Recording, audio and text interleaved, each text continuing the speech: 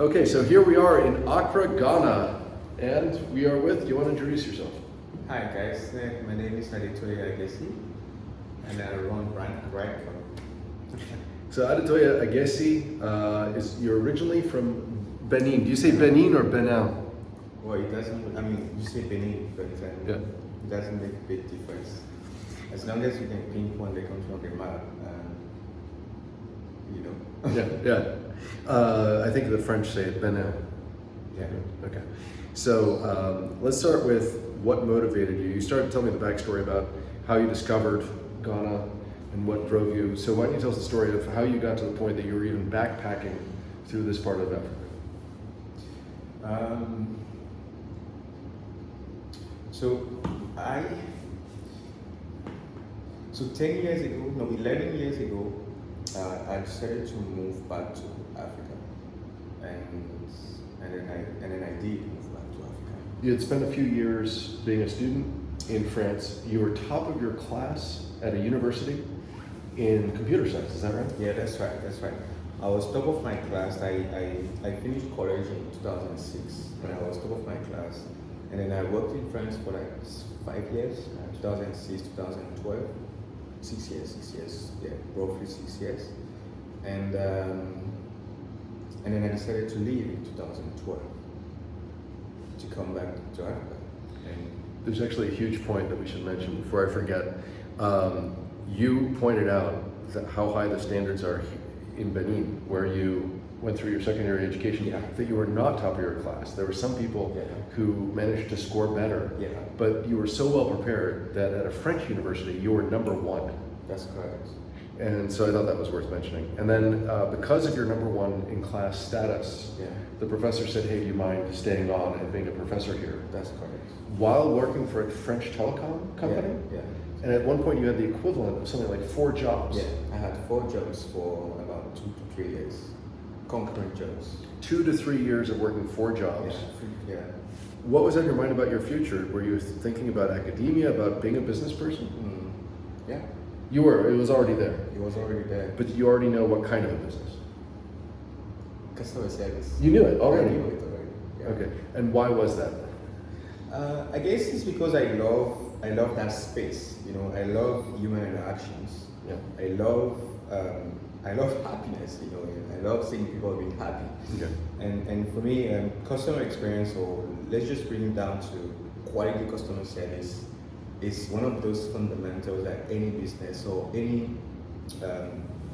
relationship or any interaction that you have must have as a component, right? So I've been through experiences where the quality was not, what you expect, especially when it's a paid service, right? So sometimes you pay premium because you expect certain quality of service. And I'm a big perfectionist, so I like when things are done the right way. So I think that's some of the I have a computer science background, so I kind of find ways to use technology as a tool to improve customer service. So I asked myself so many times those years, how can I use technology to make any business deliver the best customer service? And I think that mindset triggered a lot of research that I did in 2006 on so many countries in Africa. And then it came down to one point. Yes, there is a gap to close when it comes to customer service management. And that's what I did 6 years after that first research, because that research was done in 2006 when I graduated from my master in computer science. But then the market was not ready. So I worked in France for 6 years, and I was professor in 3 schools. I made mention of EM Business School, Central Lyon, and Telecom Saint Etienne, to name those one. And it was, beautiful experience, very beautiful experience. I love sharing what I know.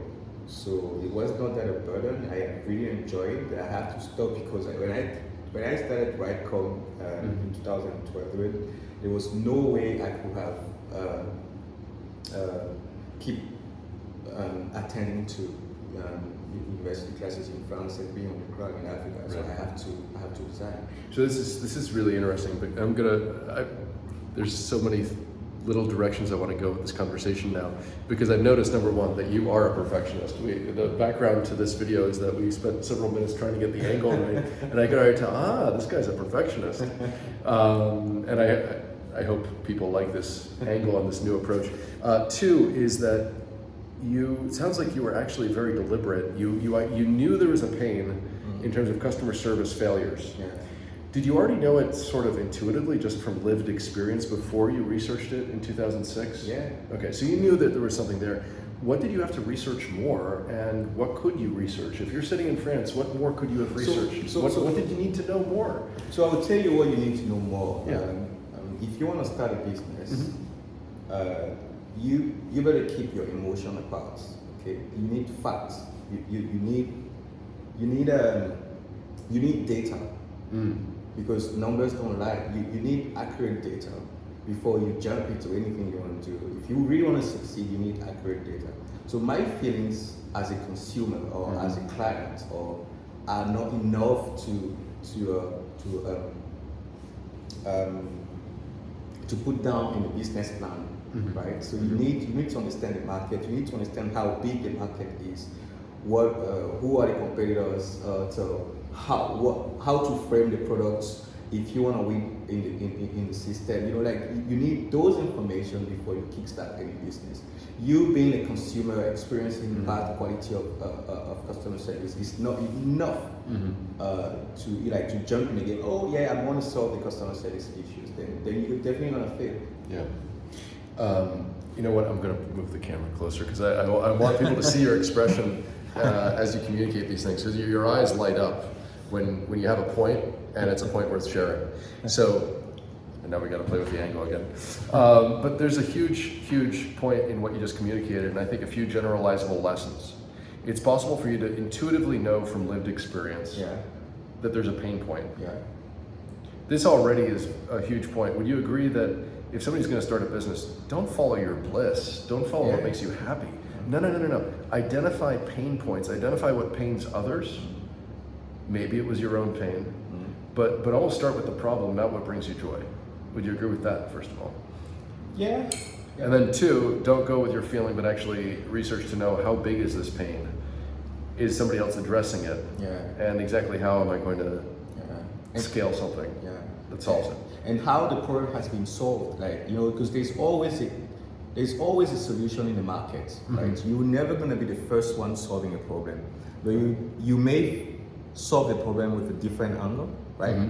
So if you don't understand how the problem has been solved before, or what are the alternatives that potential clients have, then it's gonna be tough for you to know where to start from. You need to know what other people have already tried, and why it's failed. That's how you can fine tune what you have to offer. Right. Right. So this is great that you walked us through. Like, you intuitively knew there's a problem from lived experience. 2006, you researched it enough to understand the size of the problem, that nobody was completely solving it, and there was room for you to address this with technology. But then you waited 6 years, and you said it wasn't the right moment. Could you explain why it wasn't the right moment? And that's the whole point. I made the research in 2006, and guess what I found? Right. What did you find? No, businesses were not ready to buy the solution. How did you find that out? Did you ask them? Yes, of course I did ask them. Yeah. That was part of my research. So there is a pain point, right? Right. But the businesses were not willing to put money to solve the problem. Perfect. Then I backed out.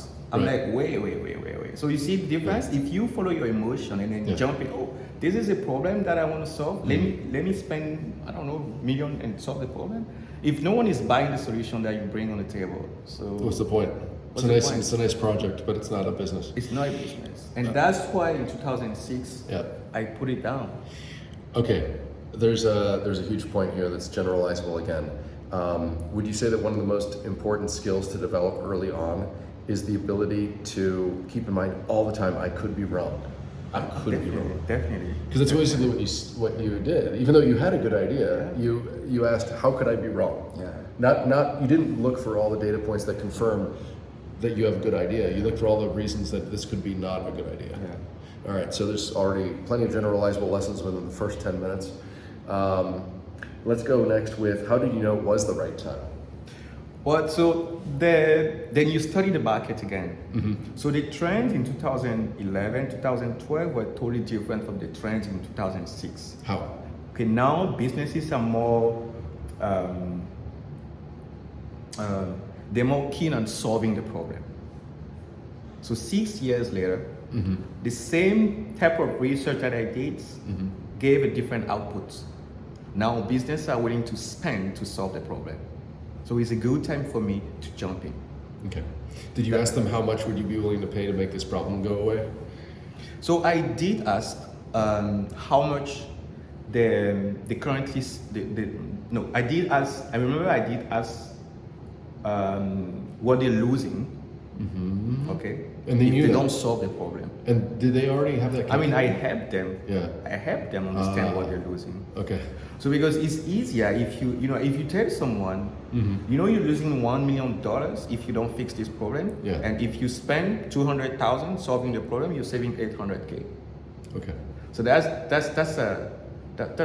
You led them through the math. Mm-hmm. that's okay. So this 200K buying whatever Adetoye is selling is actually saving me 800,000, right? Got it. So so that's one of the ways that I use to to understand how to go about business in 2012. Now, this is an opportunity to both share a point that you raised yesterday and walk us through your process. You pointed out yesterday, no two African countries are similar.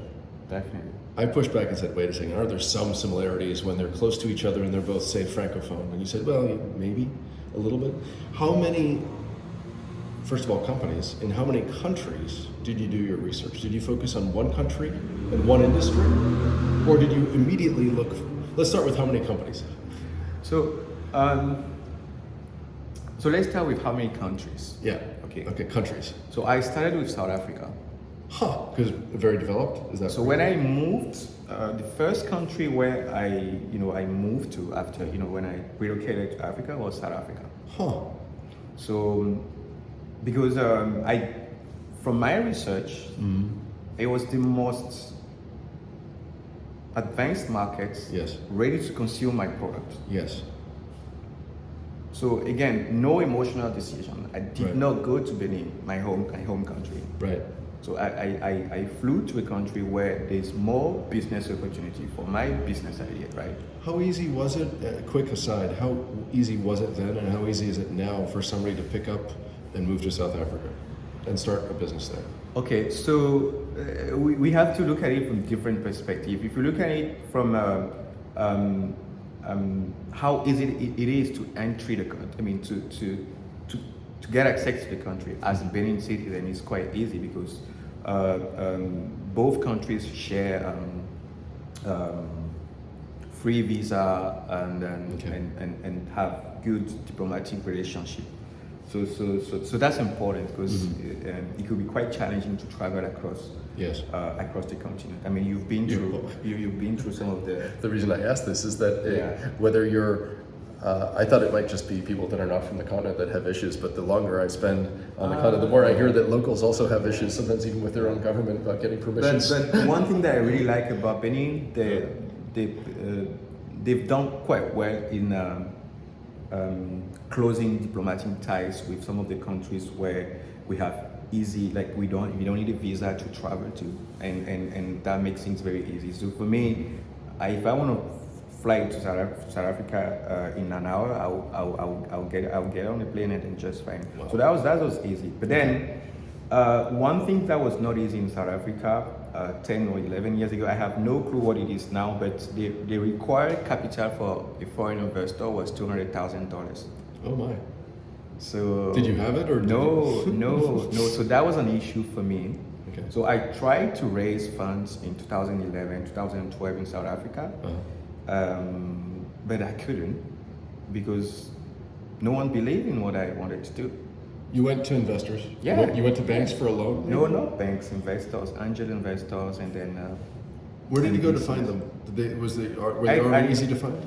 They were easy to find for someone who knew what he wanted to find, and Okay. you attend networking sessions. Yes. You Conferences, go for such things? Okay, yeah. That's so when you know what you want to look for, you go where you can find those you're looking. So I was easy to find them, but it wasn't easy to get money from them.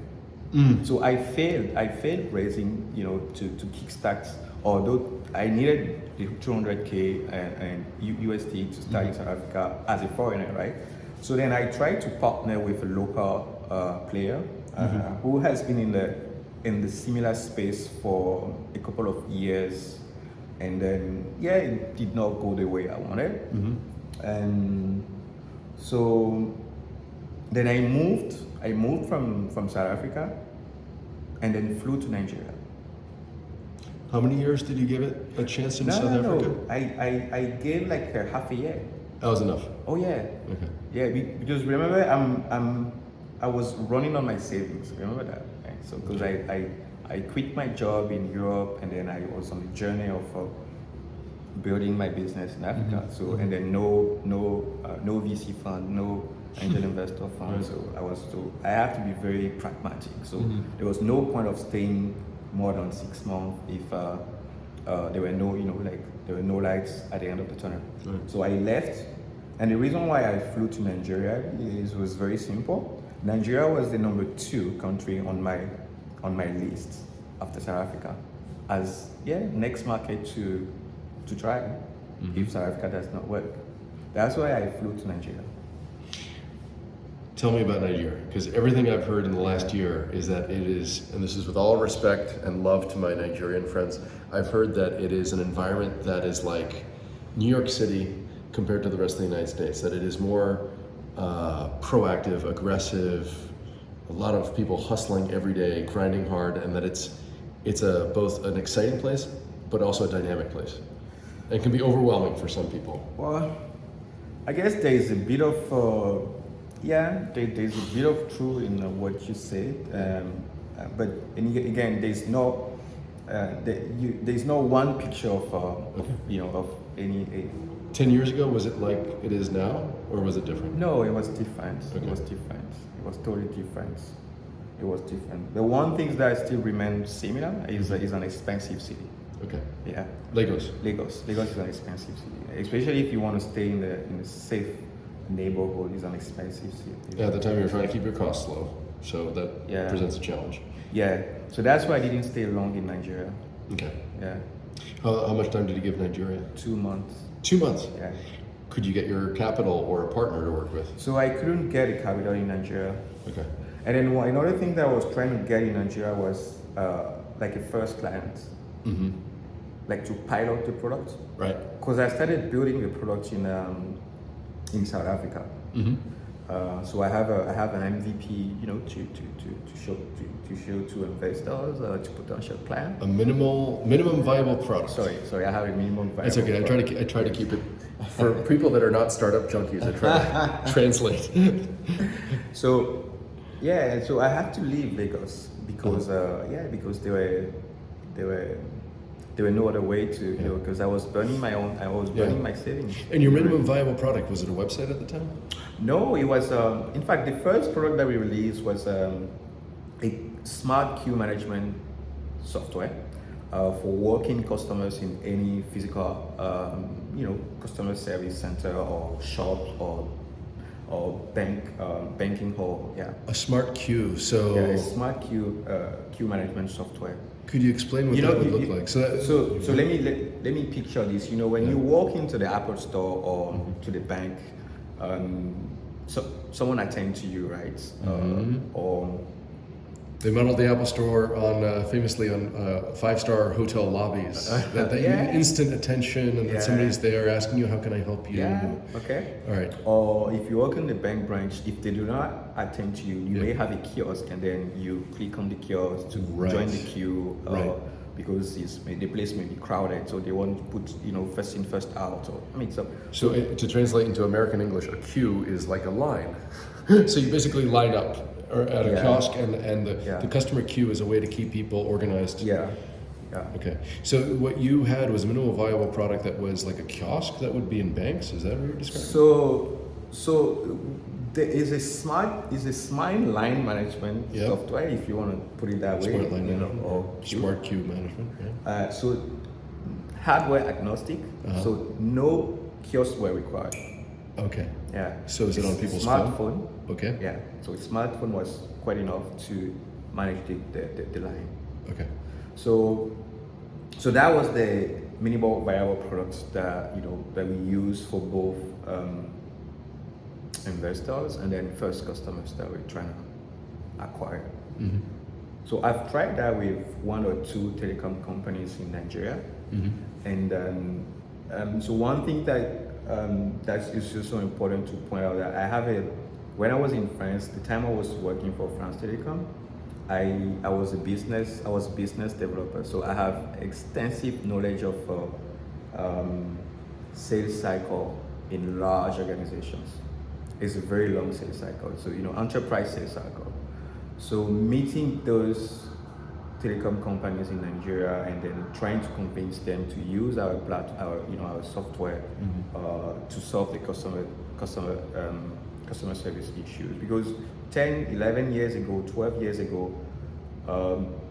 physical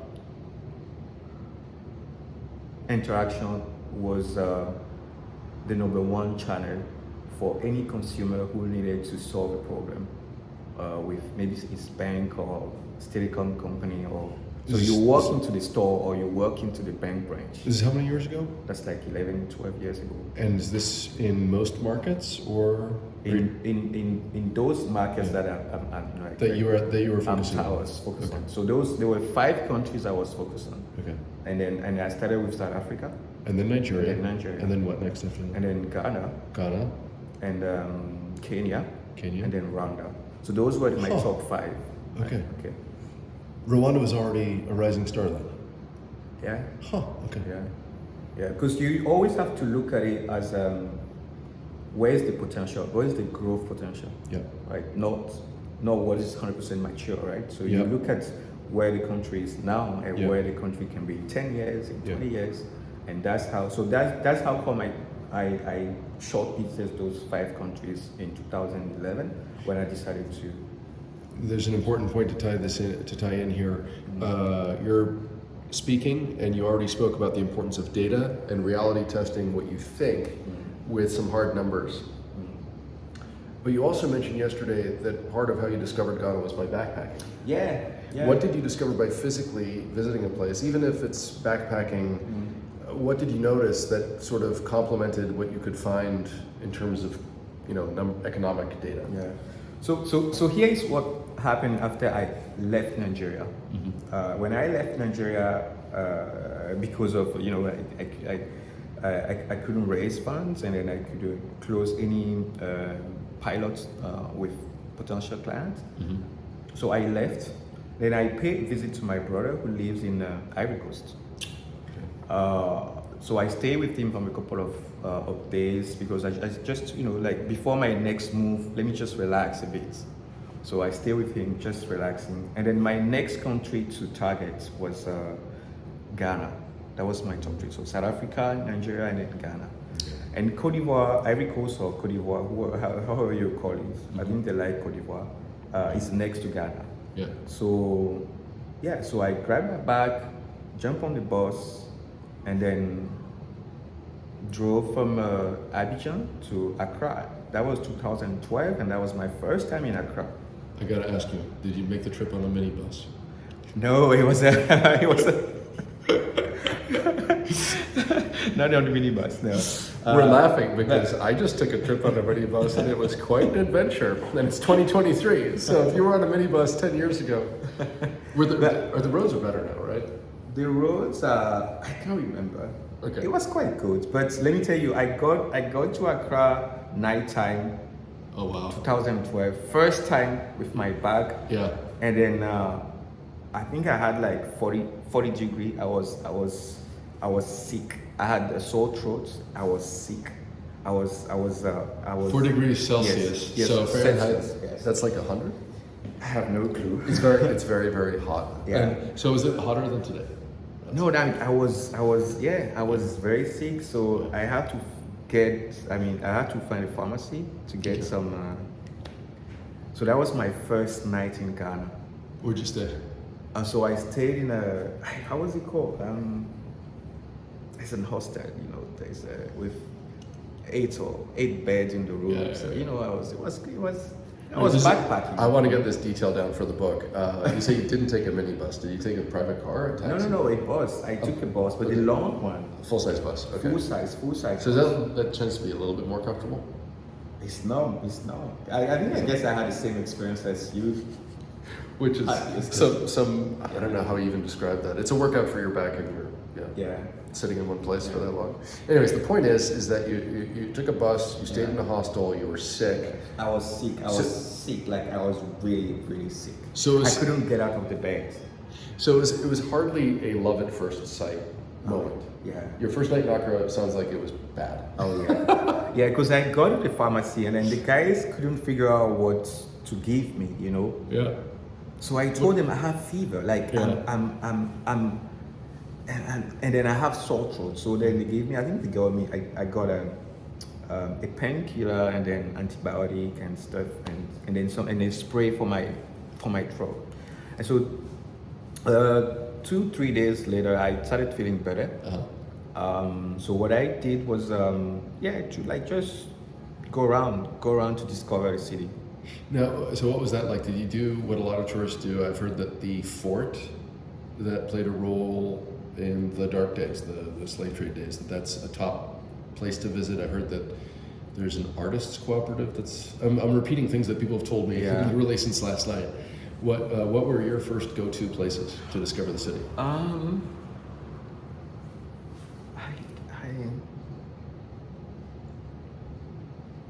think I went to the mall. I went to the mall to get a sense of like to buy. So I went to the mall. I remember I went to the mall. And then I bought a couple of books and then magazine on about Ghana. Yes, I do remember. That's what I did. Yes. Was it the? And in fact, I still have some of those magazines with me.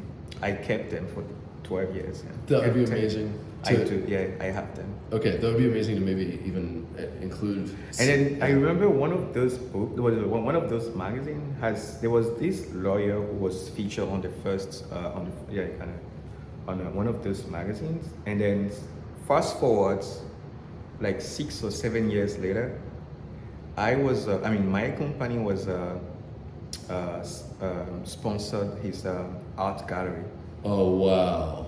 Yeah. Very cool. You could not have seen that coming. No, at all. All.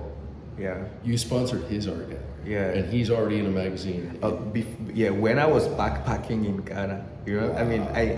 It was such a random coincidence. So this face looks so familiar. I'm like, where did I? And then I saw the magazine in my office. I'm like, yeah, it was the guy I saw on the magazine the first time That's a great story. Yeah. But I never told him. You never told him that? No. Maybe he'll see this video and find out. So, do you remember his name? I think his name is Elikem. Elikem? That's his first name, but I don't remember his. Elikem, if you ever come across this. Elikem Kunyenia, I think it is, but I don't remember his surname.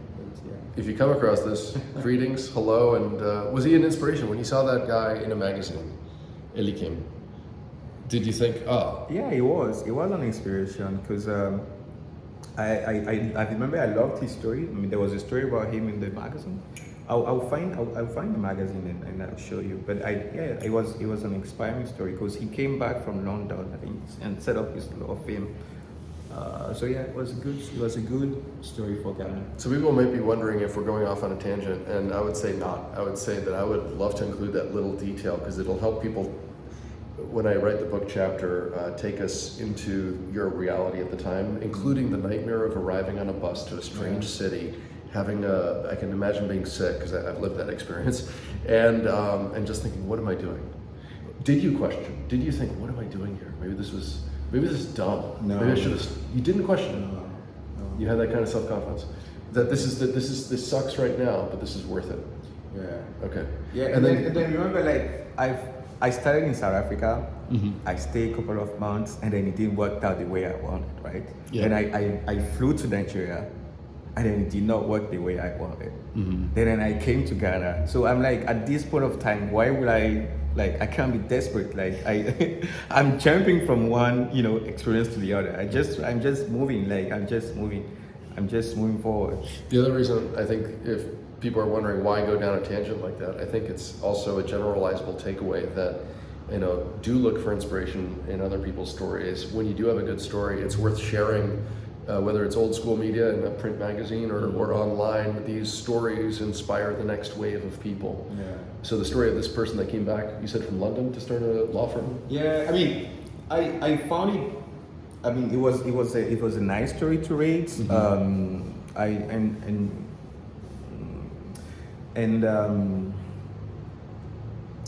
And to learn from, looking at that new country that I was discovering, right? Mm-hmm. But that was it. I already had my plans before, buying the magazine, so I knew exactly what I wanted to do. Got it. What I'm doing now was not inspired, but the story that I read. It was just like a nice read because I'm like, oh, that's people are doing good stuff, Okay. and it's good to know. So then I read the book. I read some of the books that I bought, and then Do you remember the books? What were they about? I really don't remember, but I have them. Okay. I do have them, so I just don't remember. And they were related to the context of doing business here? Yes, Okay. yes. I only bought magazine and books about business in Ghana. Okay. Yeah. No Harry Potter. So yeah, then I make a few calls to friends who may have connection in Ghana. So then I started meeting friends of friends, and then and then asking them questions about the state of economy in Ghana. I mean, in fact, I had a lot of insight before coming to Ghana because I made research. What are the countries that you should invest in, or what are the countries that in the next 10 years will see a lot of growth. And then 2012, 2013 were a period of time in Ghana where the economy was doing very well. In fact, I remember I came to Accra. The first time I came, that the trip from Abidjan back into here, they have lost the president a couple of days before he passed away. Uh-huh. Yeah, Atta Mills, John's Atta Mills. Yeah. So you could feel like I remember people were sad, and I mean at least those that I met, I don't know. I mean I didn't know him. I never met him, but yeah, I came in that period of time, and it was quite interesting too.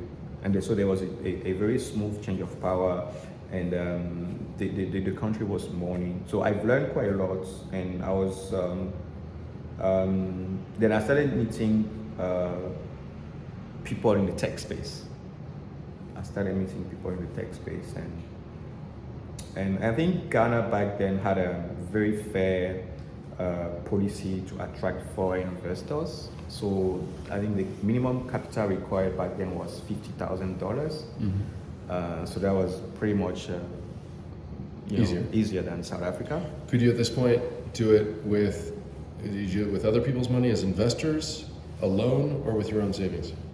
So I kickstart with my own savings in Ghana. Then I got one software engineer to help me with this, the software. One here is a very good guy, very Ghanaian, very, very good and very down to earth. And so I worked with him a couple of, I think the first year. Then I got another one, freelancers. And I started making more friends in Ghana. When you live in the one good things about staying in any hostel or is you meet a lot of people. Bingo. You meet a lot of people, and you meet people from all over the world, different backgrounds, and if you, I think it's a shortcut to get a sense of. to get what you need, right? So, brief digression, or call it a highlighting. Couldn't agree more. Just today, I met a journalist and author of several books, and somebody else who is a programmer. And this is what happens when you stay in shared accommodations, especially if you're in a startup mode and there's no significant other with you. It's fantastic to stay in a shared living space in a hostel. And there's a special culture, a special ethic of people being open. Not as many weirdos as you might be worried about if you've never done it. So thanks for sharing that you started to meet people through the fact that you were staying at a hostel. So what next? So you had enough. You were kickstarting it with your own software. Your own savings. You hired a software person to help you. Do you remember your first client? How hard was it? So my first client was Vodafone Ghana. Vodafone Ghana. Yeah, it's a telecom company. Yeah, Vodafone. A question, did you already have, let's switch into the big five questions related to legal topics that are practically universal. What kind of a business form did you choose? And were there options? Did you think, talk to us about that. Yeah, so I think that's a very very good question. And did you form it before your first contract? Did you form a business first, or did you actually start doing business and then form a business, legally speaking? No, I formed the business first. Okay. Yes. Why? Why do that before you even have your first client? Well, okay. Does it give you legitimacy to then get your first client? Is it for tax purposes, to avoid complications with the government later? No, I just thought that was the right thing to do back then. I think that was just the right things to do. And were there options? Because I knew, and you also have to look at it through a different perspective. I'm a foreigner. Okay. So I'm in a country that doesn't belong. So I needed to settle down. I needed something to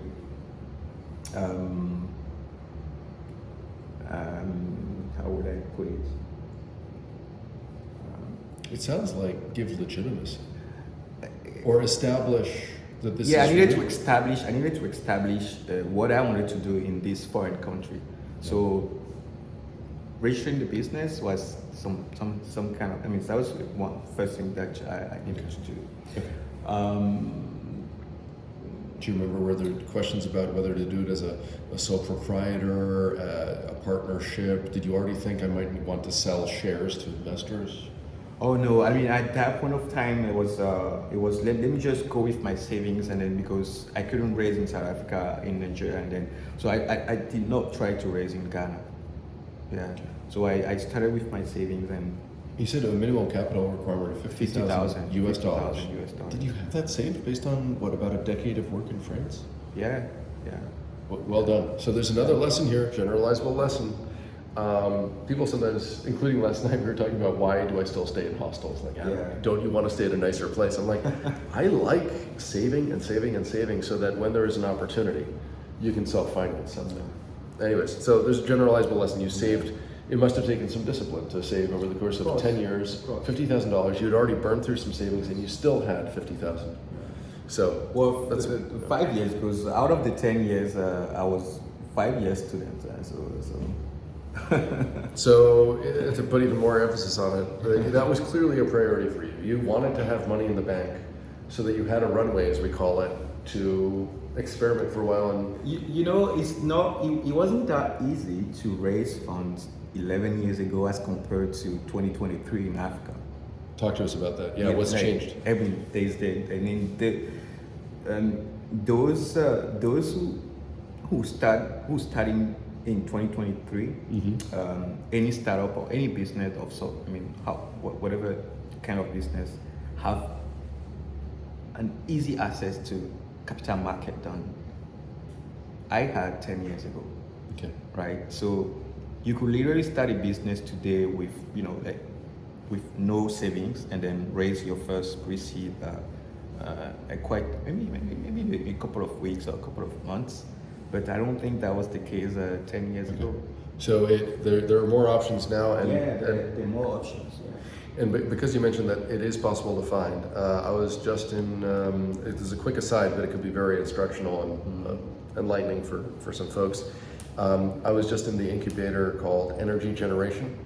Hello guys, bonjour, or bonsoir. And they were saying— Where is Energy Generation? Energy Generation is in Lomé. Where is Lomé? Lomé is the capital of Togo. Okay. There you go. And they were saying that the limiting factor on their business is that this is the director of communications, hello again, if they're watching this, they said that the limiting factor for them, they have some great ideas that could scale, but it is investors. It is finding that investment. So if you say that it's out there, what would you advise to somebody who is having trouble finding those investors? Where would you advise that they look? Okay, so let's disclaimer here. Yeah. So the money is out there, but not in all countries. And I don't think Togo is one of the countries where access to capital markets is the easiest. Okay, so when you look at African market today, Nigeria, Kenya will still remain, and Egypt may remain the top three. So Togo, they may still have that issue of difficulty to access capital markets. So I have no solution for that because I'm not, I can't solve all problems. I only solve customer experience problems. Should we, you're reminding me of highlights of our teaser from yesterday. Do we want to dive into that? What you guys actually do and what drives you? We were at the point in the story where you got your first client. It was Vodafone Ghana. Yeah, let's talk about how we got the first client. Yeah. And then what was the business model. Yeah. So we have enough time to jump back to the teaser that we had yesterday. Yeah. So when you look at any software business in America or just name one software business. Well, the ones that immediately come to mind, Microsoft. Microsoft, okay. So Microsoft was born a bit too long ago. So one that was after 2000. Okay, let's use Dropbox. Okay, Okay, Dropbox. Do you use Dropbox? I have used Dropbox. You have used Dropbox. People force me to use it when they want to send a huge volume of files. Correct? Okay. Am I getting the context? So correct?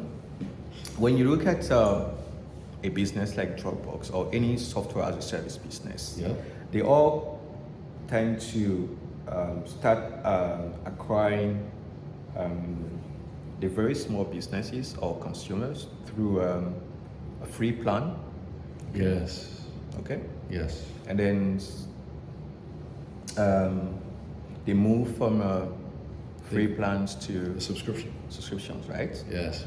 And they move from free plans with people like you or and I using the software to maybe stock photos, videos, and and then next thing we know, we talk about it at work, in our small or wherever we, and then the small businesses start now using the first paid plans, and then they keep growing the customer base, and then to reach the top. And for me, the top is enterprise markets, right? So when your client is a big company, that's enterprise market when your clients. But if you look at how they drive growth, they always start from the bottom of the pyramid, like the consumers, with a free the free service. plan. And then they go, they scale, they push the free plan and then get people hooked to it, and then move. And if you look at Salesforce, has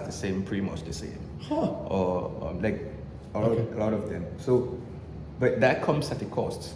Yeah. It comes at a cost, and there's a lot. It involves a lot of marketing and then sales investment. So they run at a loss for a while. Yeah, they run at a loss for a while, but it's a strategy, it's a business plan, and that they can afford because they are either VC backed or they have capital. They have cash to burn for a couple of years. So when I look at that, it's like a pyramid for me. And then where folks like us, we are at the bottom of the pyramid, and then the large 500 the top, the top companies in the world are the top of the pyramid. So they start from the bottom and then go all the way up to acquire the top players. So what I did with RightCom was to flip the pyramid. Okay. You get it? Keep going. So you approached enterprises first. Yes. That's what I did. Why isn't that more common? It seems like it would be more lucrative and. I mean, it's more lucrative to focus on enterprise markets. Yeah. Of course, and it's obvious. That's the only place when you have real value as a business. That's where the value is.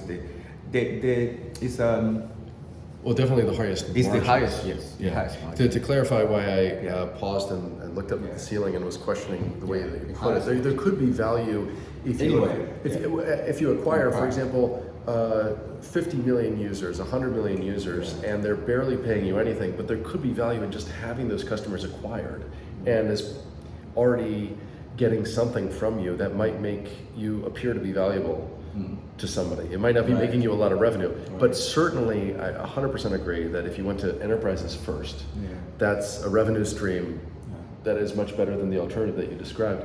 So back to the question, why don't you think more people I say flipped the pyramid because remember I was running, I bootstrapped the business, right? So it's my own cash. Yeah, so you want to I needed to generate revenue. Right.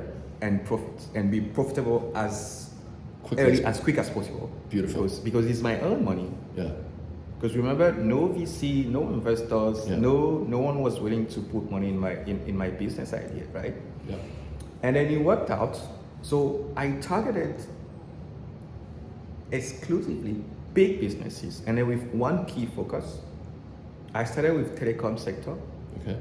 Because it was the one of the fastest growing sector in Africa. It was a deliberate decision. It wasn't accidental. It wasn't? It wasn't an accident. You deliberately targeted telecom. Targeted telecom sector. So that's why Vodafone was the first client.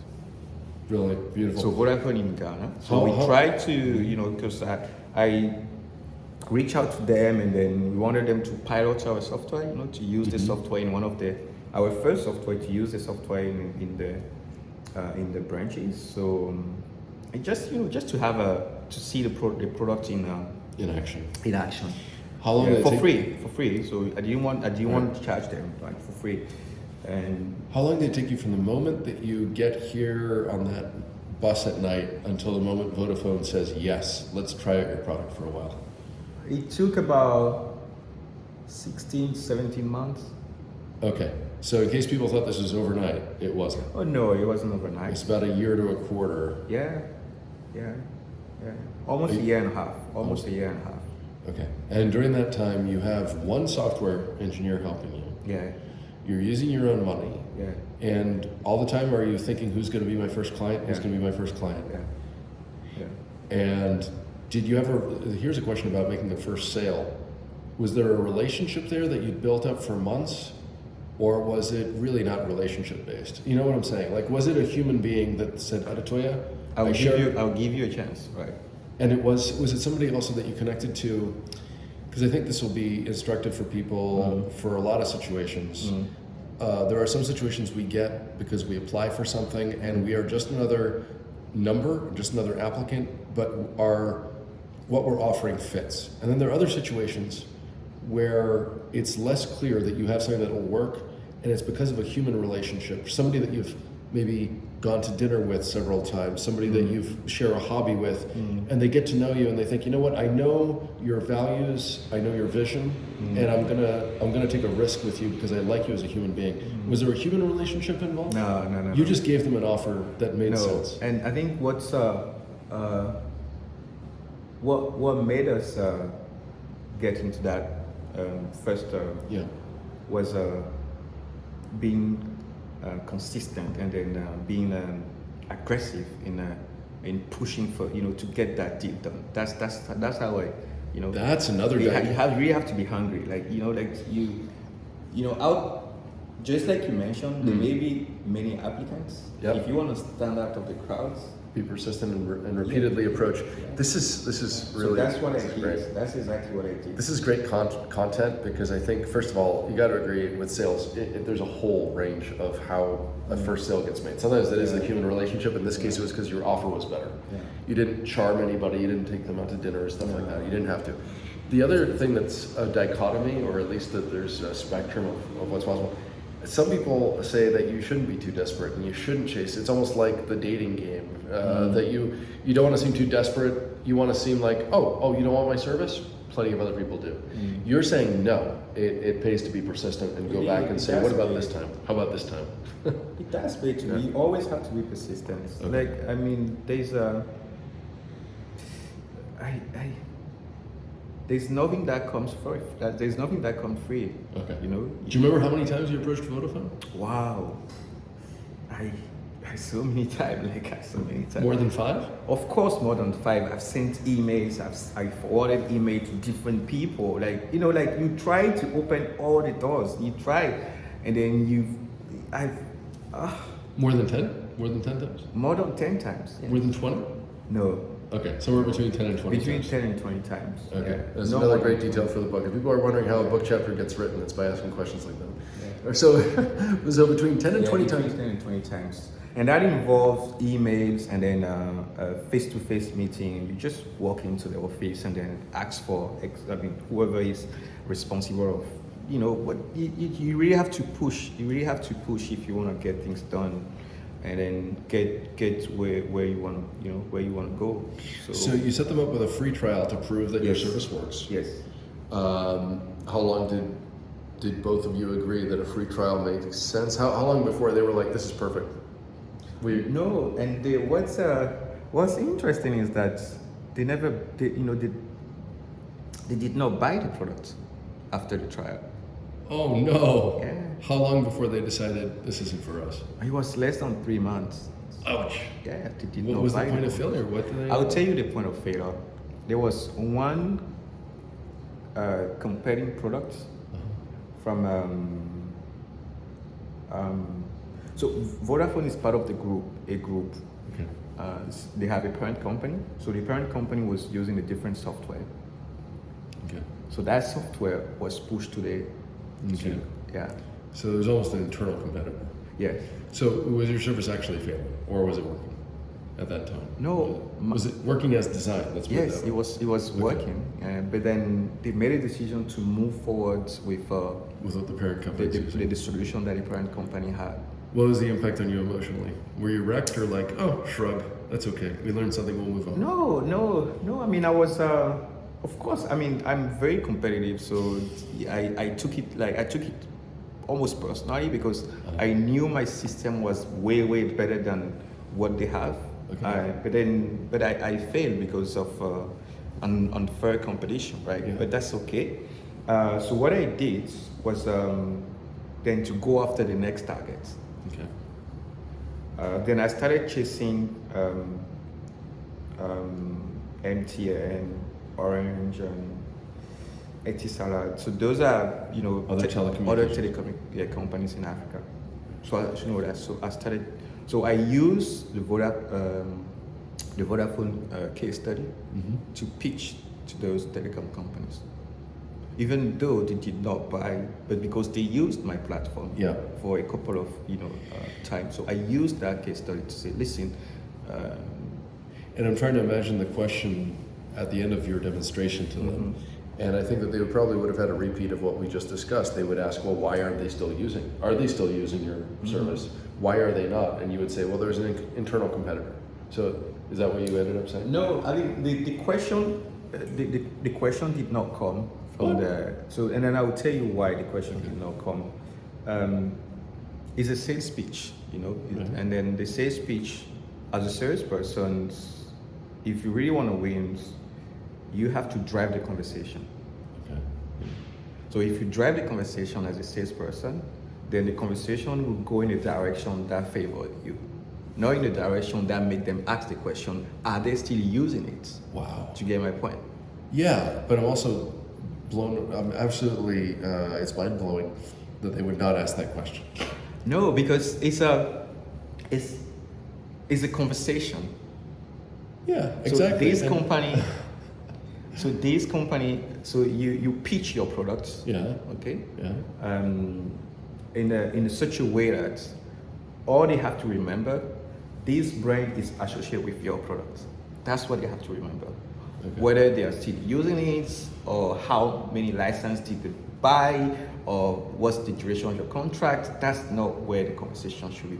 This brand Was easy. was, yeah. Were you approaching them maybe while Vodafone was still a client, or it sounds yes, like- of course, Okay. yes. So you were pitching them, and you could say Yeah. this is a current client. Oh, yeah. Okay. Yes. Got it. Yes. So then, do you remember? And then when Vodafone decided to, to dump our software, Mhm. You already had somebody in. the conversation was ongoing with all those Got it. telecom. So why would I go back to them and tell them, oh Yes. guys, you know what? Vodafone just Yeah. kick us out, right? I mean, it doesn't make any sense. Right. Because I'm trying to acquire them, not to have them run away. Right. So that there's a potentially another generalizable lesson that even if you have a client, start thinking about client number 2, number 3, Yeah. number 4. Do you remember why your service was better? I wanted to ask you that. So I'll tell you why the service was better. Most of the queue management or line management software, they don't care about who you are when you walk in, but RightCom does, and that makes a big difference when you want to map and then improve the customer journey. Because if I know who you are when you walk in, and I can know who you are just by asking for your phone number, then I can start tracking every interaction that you have in the shop or in the bank branch. What time did you get in? Who did you meet first? For what service? Have you been transferred to a different agent? Or, I can map your entire journey. So and that was a value proposition. Wow. And how do you? Because at the end of when you leave the store or the shop or Yeah. the bank branch or whatever, when you leave the facility, then I have the data about your experience.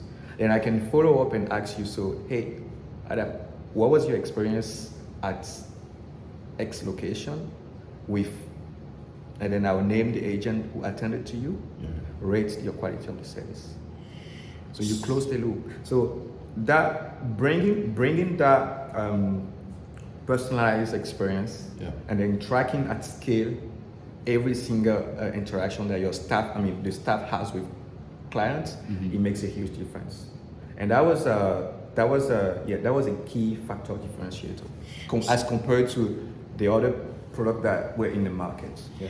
And this is fantastic that we got to this point in the conversation, because one of the teasers yesterday, the line that made me just pull out this phone and start recording on the spot, was if feedback Were a drug, I would definitely be a drug dealer. And I asked you in the next few minutes after that, does that mean that you like negative feedback and even negative feedback about your own company? Yeah. And what was your answer on that? Of course I do. Yeah. I do, because that's how you improve. And then I would say it over and over. Positive feedback is good to know, right? But it's only good for your ego, right? It doesn't help you grow. And you really have to be careful with your ego, So, but negative feedback, that's what you need to grow. And that's the fool you need to do better. So just pretty much like, if you don't fail, and how can you do better if you never fail? Wow, this is reminding You know what me. I'm saying? This is reminding me of a conversation, and I gotta cover this topic with you. Okay. Because it was a topic that came up with somebody else who works in the arena of software and technology, and his name is Mano. I think he goes by Mano. Hello, if you ever watch this. He has a lot of the back office is done in Sri Lanka. Okay. He's got a European company that sells a service to new companies to actually bring to market a new idea. Okay, I can send you the link if you want to watch the conversation. One of the things you're reminding me of, you just said that failure, in so many words, you said failure is valuable. If you're not failing, you're not growing. Yeah. And he said something about the company culture. I pressed him on why are they rated number 1 in Asia, and as a place to work. And he said it's about our culture. And when we dug into that, there was a value placed on failing. As long as you could explain what new project, what new idea you were testing, why it failed, and what you learned from it, we could go back and double check whether my memory is correct. He said, no, that's good. We want people like that. We want people with that mentality. So that brings me to my question. If you think failure is good, and if we're failing, that means we're growing, we're pushing ourselves. Do you have that conversation with employees that, look, I want you to come to me with good ideas, or come to your manager, test them, and don't be scared of failure. I do want you to explore new ideas. Yeah, it's part of the core values of the company. And I think that's not that I think is I know is the number one core value of the company. You know, you have to be creative. You have to think out of the box, and then just be yourself and say whatever comes to mind without fearing. You know, being just that's number one of our core values. Okay. And in fact, if there's 1 week where there's no problem to solve, then that means we are covering or hiding something. Ah. Because So you're looking for the problems. of course, because there's always a problem. Okay. You know, there's always a problem. If there's no problem, then there must be something wrong. Or you've perfected the operation for today, for this time and place, right now, but there's a risk of getting complacent. Right. So that when something changes, and it will change, something will change, you're locked into sort of just chilling out, doing things that you've been doing, and you haven't been practicing adaptation and practicing change. Would you say that's overstating it? That Yeah. Okay. Let me use a different example.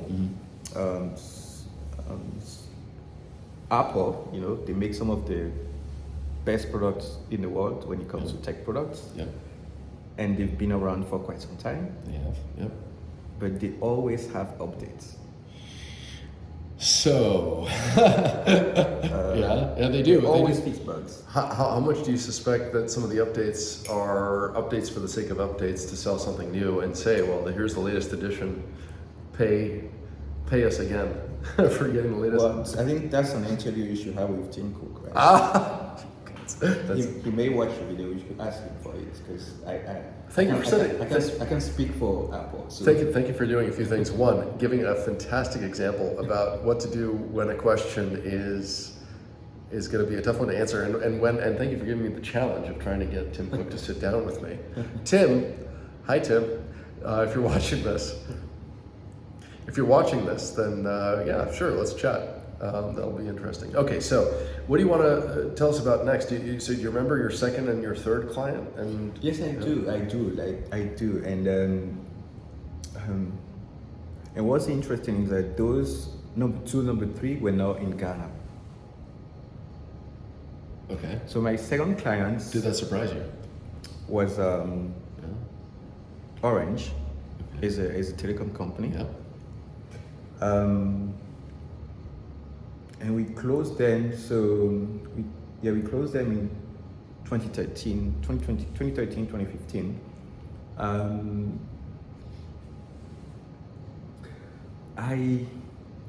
And we were 3 at RightCom back then. Okay. Are they still with you? These original people? Yeah. 10 years So later? I got no. Those 2, no, they left. So Orange decided to launch like an RFP. They were looking for software or tech company to solve one of the problems that the businesses face, and one of the problem was customer experience. So They put out a request for proposals. Oh, so I was doing mass marketing, and then reaching out to all. I remember I flipped the pyramids. Right. So now I started with the top telecom companies in Africa. Yeah. So I have the list of all the telecom companies in Africa. So time out, because this is really interesting. This came up yesterday in our sort of prep conversation. Because it's B2B, you said that you don't have to market. A lot of the sales are down to word of mouth. Yeah. But it sounds like back then, it was a little bit different. You said something about mass marketing just now. You had a list of the companies. Yeah. And you were going after individual people. Emails, Mass marketing email. Okay. So I reached out, and I ended up getting in touch with the right people. Okay. Those in charge of customer experience management. So they gave me a chance to demo the platform. So I flew to Paris, to the headquarters, to demo the platform. Okay. And it was a successful demo. What in your mind, when you replay it and think, what could people learn from it? What makes for a perfect demo? Why were you so good that day? Was it just chance, or did you practice? Oh yes, I practiced. Did you practice? I'm trying to think of. I practiced. I did practice. Yeah. And anything else that people could learn from? Was it? Had you researched the individuals that you were going to speak to? So you Google, Yeah. you Google, and then you ask people who may know people, then and then they'll give you a few names, and then you reach out to them, say, I'm looking for people who are in charge or who of customer side, or you name whatever you want you're looking for, and then they'll say, I don't know, but you may ask Adam, he may know, so then I'll reach out to you, and then that's how come I ended up finding the right people. Whether it was MTN or Orange or Etisara or any of those businesses. So yeah, the demo was successful, and then after a couple of weeks or months, we've been offered to pilot in one country. Mm-hmm. So again, you start with a pilot, just like I did with Voda. But it was in which country? It was in Cameroon. Cameroon. Oh. Yeah. So we did a pilot in Cameroon, and then while we were doing the pilot in Cameroon, they asked if we can run a pilot in a different country, and that was Ivory Coast. So we started the pilot in Ivory Coast, and then a third one came up. It was in Niger, and then before I realized the product was adopted. Yeah. Before you realized it. Yeah. And I have not been to none of those countries for the pilot to kickstart. Cloud-based, remember, our software is cloud-based. Did that surprise you that you hadn't been to those countries that it worked? And up to now, I've never been to Niger. I've been to Cameroon once. Uh-huh. And then now I always go to Côte d'Ivoire because I have an office there. I have a team in Côte d'Ivoire. Okay. But the first two countries after Ghana, where the software was really used and actually beyond a pilot phase, were Cameroon and Niger. And what was fascinating is that the moment the users adopted the products, that was it. They were sure this fit and this was working for them. Yeah. And you could monitor the proof that it was working? Yeah. What was the key, do you remember the key performance indicators? Like the key metrics that you promised and then delivered? Yeah, so you are a branch manager. Let's say you are a branch manager. Yeah. And I'm also a branch manager. We both work for the same company. And then we report to Jan, and then on every evening, 7 p.m., Jan get email reports on performance of our respective branches. Here, number of customers who walk into your branch, and then as compared to mine, how many customers left without being attended to, and then what's the customer satisfaction rates. So our boss now get that reports every day, 7 p.m. in his inbox. Wow. So That's a KPI. Daily update. Daily updates. That's brilliant. That was a killer. Yeah.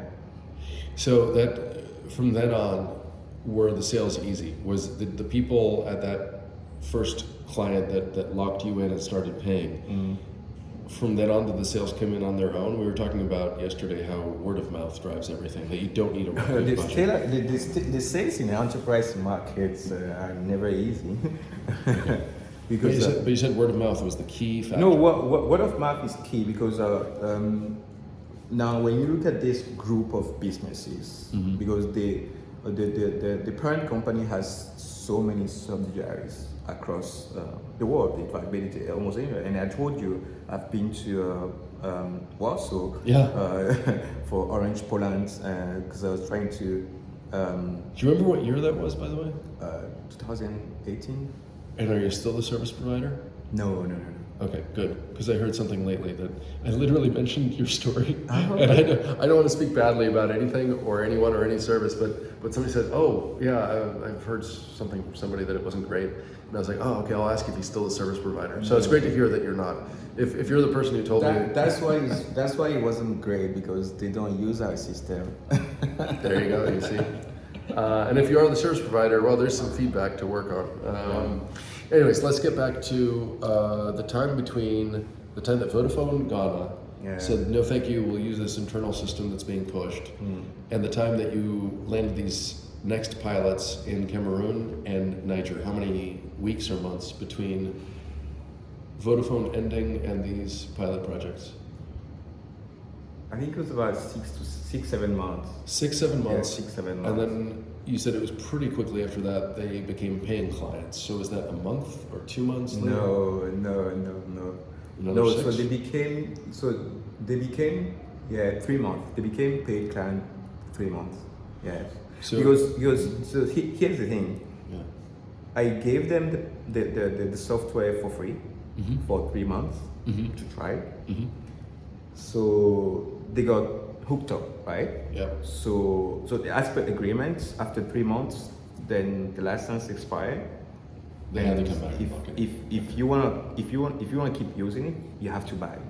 And here's where the drug dealer analogy actually makes a lot of sense. You were giving it away for free until they got hooked. Yeah. That's, And then how could they resist paying for it when it must be... when the KPIs are met, Yeah. you know. And it must be addictive to finally know which branches are doing their job. Yeah. Wouldn't any... Without making calls or without going on site, like Yeah. you Just get your inbox. Yeah, just check your inbox and then you have the reports, you know. You know, I think other people might be also having a hard time imagining, if I am, how did you manage to get some of this data so predictably? You mentioned something about smartphones. Yeah. I'm trying to imagine this context where somebody walks into a branch. Yeah. You have to get them to, first of all, be offering up the data, don't you? Don't you have to get them to sign up for something in order to track and then give the feedback that whether they were happy or not? How did you... So when you walk into the branch or the bank branch or the telecom companies, the telecom store, you either have like a welcome manager, let me call it whoever, you know, like a welcome manager. Yep. And then the welcome manager has an app, has a RightCom app. And then the third thing he has to do is to ask for your phone number. Okay. So that's like your unique ID. Got it. Yeah. And then right after that, the service you came for. And that should be enough to track your journey. And the way that they give their feedback is that they then get an SMS, a text message? After you leave the shop, a few minutes after you leave the shop, our system trigger an SMS for you to respond, to share your feedback. And the response that you give, the feedback that you give is tied to the agent who attended to you, his performance. Wow. And the agent that took your number and asked you, why are you here today? Yeah. Would also get a follow-up SMS, I suspect, to then say, did the person make a purchase? Or that's already recorded in another system? No, it's recorded in the system. He's more like a data collection person. Okay. Yeah. And if the person makes a purchase on the company's, I'm imagining there must be another system that the company already had for monitoring purchases. Yeah. That one is tied into yours through their phone number. Yes. So you know that way whether they made a purchase or not. You do know. Huh. What else do you want to tell us about that journey of the customer and their account? Is there anything else that we've left out of that? If we were trying to imagine how this works. that's pretty much that's exactly what it is. We covered it all. Because you walk in, then they understand your needs, they direct you to the right sales rep or like whoever has to attend to you, and then when you walk out after a few minutes, you get a text message requesting for your feedback. Now that's already 10 years ago. So over the last decade, I'm imagining. Yeah. Did you expand your services? Oh yeah. Can you explain the sequence of how you expanded and what more capabilities the system has?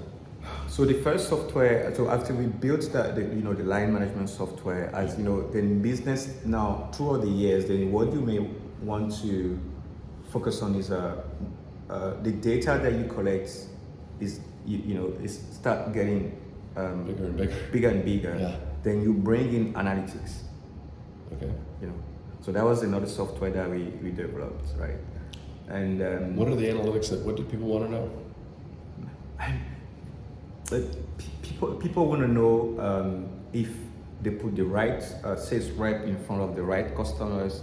They want to know the peak hours. They want to know the type of services they should push in one location and not in other. Like they want to know pretty much how more efficient their business could be.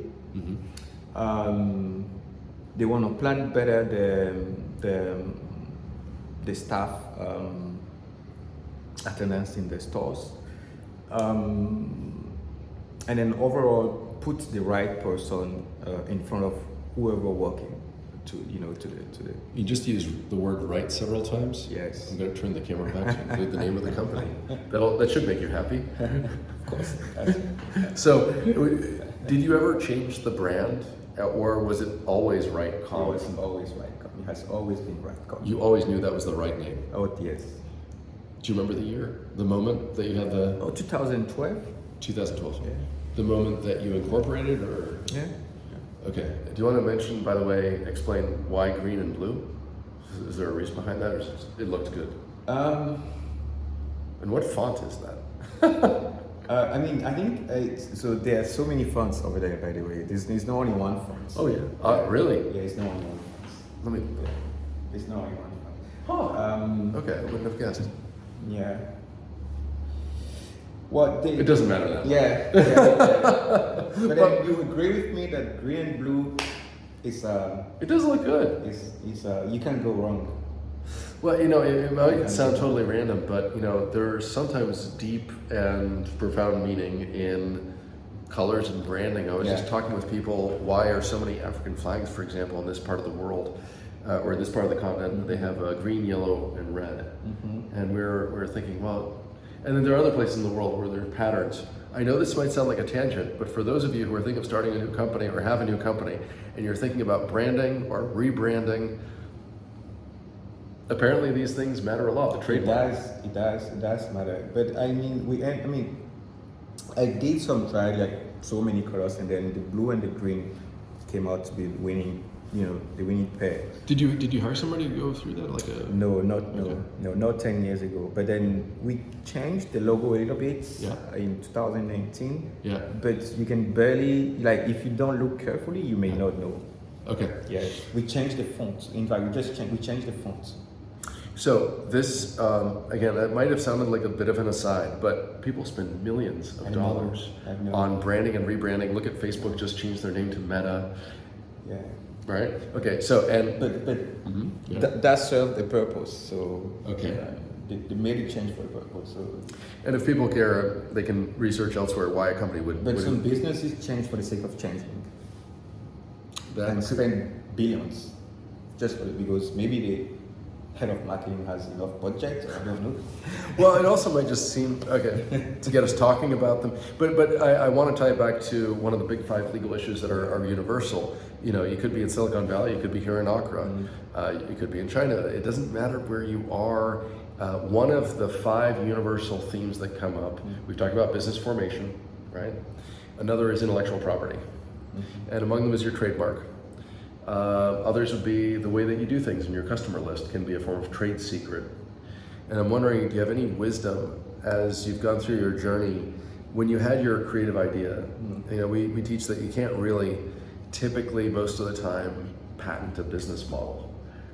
Do you want to walk us through whether it's your trademark, whether it's the business model, your customer lists? What are your approaches to intellectual property? Are you secretive about your creative ideas? Or are you the kind of person who says, you know what, 1 million people have had your idea, it's all about execution, and so do you have a bias for sharing ideas? Do you take an open source approach?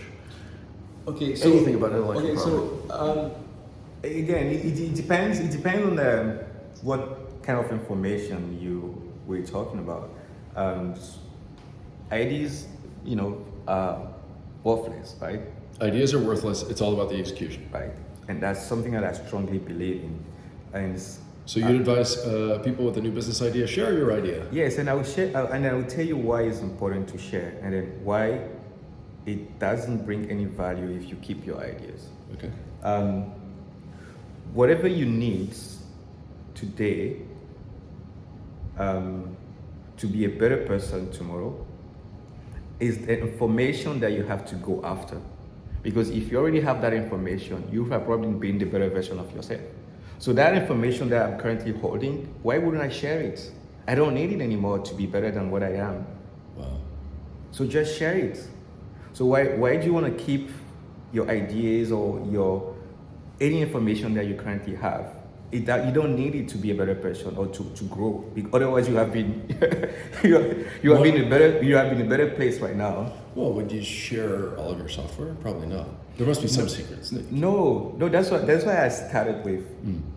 It depends on what. Okay. Okay. What we're discussing. But in general, I'm happy to share what I know. Okay. Because what I need to move forward is something that I don't know. Would you say that's where you are right now? We talked about our ages and where we are in our career, our life. Do you think you've gotten at a point where what do you think you don't know? Do you suspect the blind spots that you have? Or I know the blind spots. Yes, I do know. And then and that's what those are the gaps I'm trying to close, right? Okay. So I'm looking for more information to keep moving. What? How are you trying to fill the gaps? Or is it through people or through what is written? It's mostly hiring. It's mostly through hiring because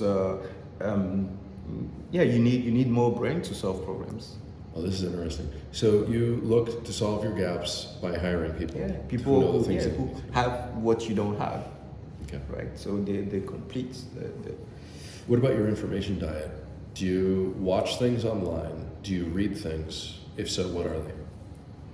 And are there some things you're deliberately blocking and don't read? Don't watch the news. There's nothing news on the news. Okay, we're not going to go down that rabbit hole. To some extent, you need to be informed about trends. Of course, you need to be informed about trends, and then but I was just making that joke because once the news is out there, it's too late. What information sources do you go to? You just forwarded me. I hope you don't mind that I share this. You forwarded me, I think, a story on Reuters. That was you last night, right? Yeah. There's a story you forwarded me. So you do look at Reuters. What other information sources on a daily basis do you check to stay one step ahead of? I read business. So here's my one. I like to read The Guardian.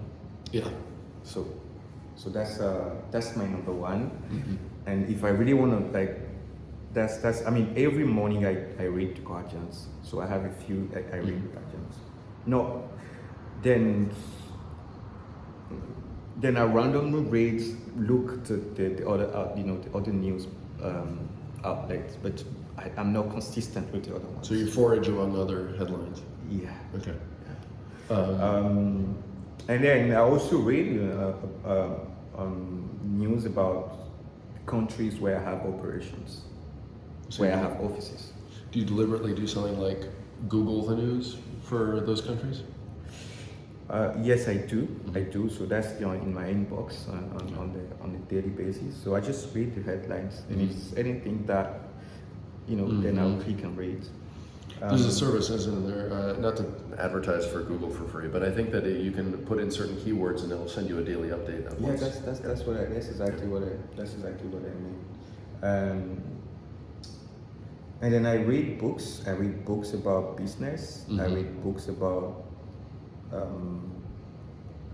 There's a few great ones. Oh, they looked great in your office. Do you want to mention what books have that space next to the candle in your office?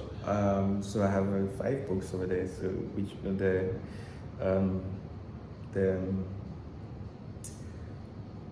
The one on JFK? Yeah, there was one on JFK. But there was something about African, and I can't remember. Oh. And I didn't have much time, and I didn't want to snoop too much. But there were some books there, and I thought that they must be meaningful, sort of classics that you. Okay, so that's a book about how West African culture, especially Yoruba culture, influenced the arts and then the music scene in America. Now that book must be important enough to you that you keep a physical copy to remind yourself about it. Yeah. So I'm not done reading it, by the way. Wow. I'm not done reading it. But I do read about business. I read about geopolitics. I read about like anything that related to art and culture. If it does have something with African cultures, then I'm actually even more interested in, regardless of the country, from Algeria all the way to South Africa.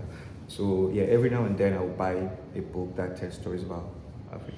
Yeah. So if somebody were one of my business students who has joined us exclusively because they want to be business focused, how would you convey to them the value of knowing something about art and culture and history?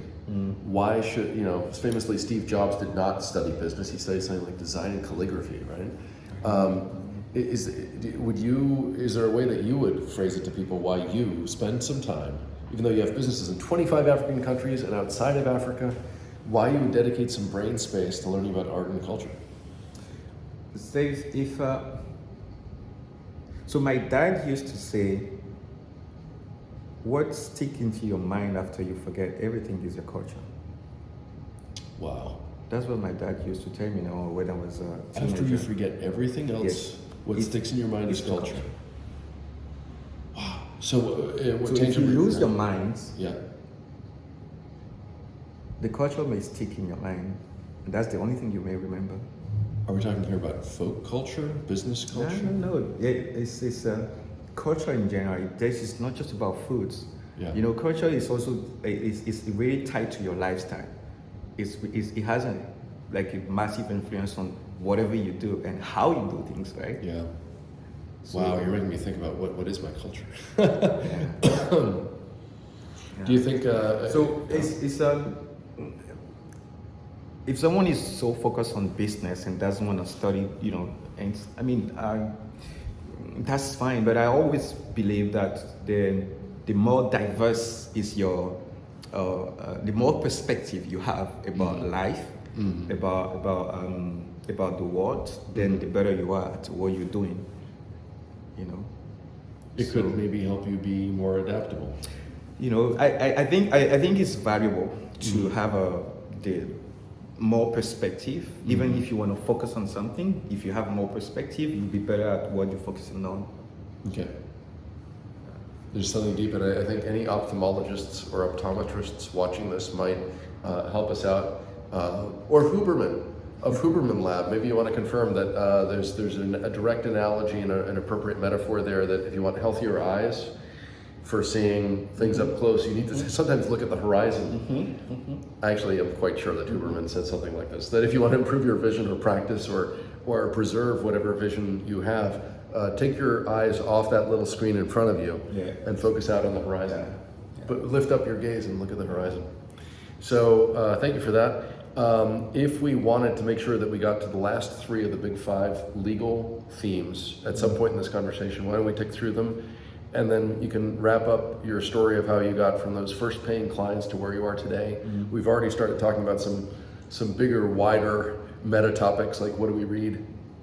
The remaining three of the big five universal legal challenges or legal related issues, besides business formation and intellectual property, contracts. We haven't talked about your approach to contracts, deal making, what you have learned, any mistakes you've made about contracting. What would you do differently now than you would have done 10 years ago when negotiating? This is, by the way, the number one thing that my students ask. They're like, thanks for all the legal advice, but wow, we'd love to know more about the strategy of negotiation. So pick you can talk about any of that. Legal lessons learned or the strategy of negotiation.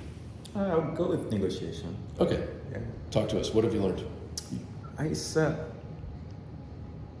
So what I wouldn't say what I've learned, but what I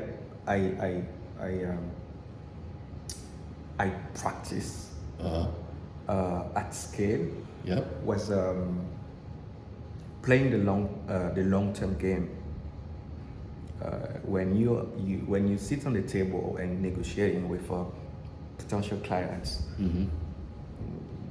play the long-term game, and then if you ever have to make concessions, because those concessions make you win on the long run. So the lifetime value of when you look at lifetime value of customer, you look at the customer base, and they stay for a minimum of 8 years. 8 years. All right.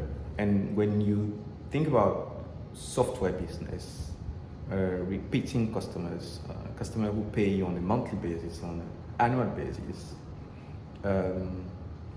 anything from 3 years as a lifetime value, right? But we don't have any churn before 8 years. You don't have what before you? Customers do not churn. None of our customers have ever churned before 8 years. Wow. So that's why I'm saying, yes, I will go with negotiation because I like to play the long-term game. Okay. So what am I giving now that can keep them as a client for the long run? So once you understand that, and then you also understand that in the enterprise markets, like so selling to large companies, a lot of things could happen during the sales cycles. The person you are negotiating with could change the following day. Yes. And it does happen all the time, because that's large companies, like people. There's turnover. Yeah, turnover, right? So the sales cycle is very long. So you may start talking to person A, and then move to person B, person C. Then you start all over because they were not there at the beginning. So for me, keep in mind that you, on one side of the table, you never change, right? You're still the same. But then it's people on the other side that may change throughout the negotiation cycle. So you are the best person on the table. You're the person who has the better view because you never move out of the table. It's like a game. Right. It's like a game. How much are you still involved in the deal negotiation? How much is it now delegated? So there are a few customers that we have where I will back my team. I will strongly back my team because what is at stake is high, and because of simply because of past experience and then knowledge that I have, it wouldn't be fair to keep that information with me. If you can help my team members and also help the business at the end of the day. Right. So I don't have to be on the table, but then the insight that I have definitely help the team. And then we have some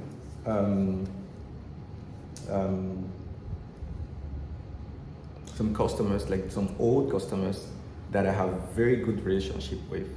Yeah, so I still enjoy engaging with them because that's also part of customer experience. They are not just a number in our books, like they are partners, right? Right. So this is you're reminding me of a conversation I had with somebody just like this, where they said that they try to.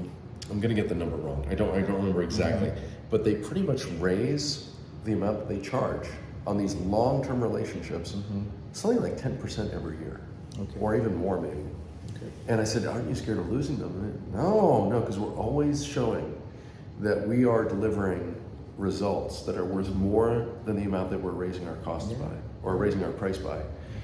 Do you do something similar? Do you want to, discuss that, or is that something that is sort of private information do you adjust your prices every year? And So we don't use that tactic, okay? But what we definitely do on on a yearly basis is add more features, and those features are paid features. Okay. So none of our customers will keep the same set of features from one year to the other. They always get more, and that's the role of a customer success manager. Okay. To make sure the customer gets more, and then the moment it gets more, then the revenue also increases year after year, and that's what works for us. Adding more features. If we're going to more paid features. Got it. So when it comes to contract negotiation, your biggest piece of wisdom, to take it back to the remaining issues in the big five, it is to take the long-term view, make concessions with the awareness that this is a short-term concession to keep the long-term the relationship. One important. Let me add one important thing. Whoever is on the other side of the table, the concessions that they're looking for are short-term, because their KPIs are short-term. Interesting. So give them whatever you playing long-term. Yeah. But their KPIs is maybe 3 years max. Wow. Max. Because they don't want to stay at the same job for maybe more than 3 years. Huh. I guess you could generalize that to have awareness of the time frame of your negotiating counterpart. Yeah. What time horizon matters most to them, and what time horizon matters to you? It's a brain game. Yeah. So. Anything that, legally speaking, that has surprised you? At some point, you must work with lawyers, right? Do you have a chief legal officer? So that's an outsourced role. Yeah. How often do you have to talk about legal issues? Daily, weekly? No. Luckily for us, not that often. But whenever there's a renewal of contracts, you have lawyers looking over. Why do you think that's important? Why do they need to look over the contracts? So we when you work with top of the market clients, enterprise clients, blue chip companies, there's just the standards. You just have make to, sure you have to do the right thing. Got it. Yeah. There's a school of thought, and at this point, I got to wave and thank if anybody's watching this out of my professorial colleagues who teach law in business schools. A lot of us argue that it must be valuable to treat law as part of strategy. You know that you work in several regulatory environments, for example. You know that clients could decide to resort to the legal system to cause problems. Is there an example where you were proactive in a way that helped you avoid legal problems down the road? Yes. Why don't you share an example like that? So there was one client that we signed in I think it's Morocco or Cote d'Ivoire, and then all of our softwares collect consumer data. So you need to comply with the local laws. Bingo. So we have to be proactive, because some of our clients may not be aware of the full scope of the law. So it's better for us to be proactive and then help them comply, because remember, we provide infrastructure, right? And then they use our platform to collect their customers' data. So whose fault is it when more information is gathered than the law allows? It's my client's fault. Yeah. So it's better for us to be proactive, helping them comply with the law. Yes. To avoid the problem. To avoid a problem, because if they have a problem, yeah, I also gonna have a problem. Yeah, they could blame as the you. provider of the platform. Yeah. And then even if they don't blame me, I may lose revenue. Yeah. So let's just look at it from a financial perspective. I have no benefit to risking my client, Yes. So that's a great example. And again, to my colleagues and to my students, I hope that drives the message home that you can't imagine that law is something to completely delegate and forget about, that, our lawyers will take care of it if a problem comes up, that better to address it proactively. Yeah. The remaining items that we've covered now, business formation, briefly, intellectual property, we've covered contracts negotiation, and the remaining topics are what happens when somebody gets harmed, when somebody is suing, general topic of sort of liability and torts and conflict resolution. And the last one would be employees. Let's cover first liability issues.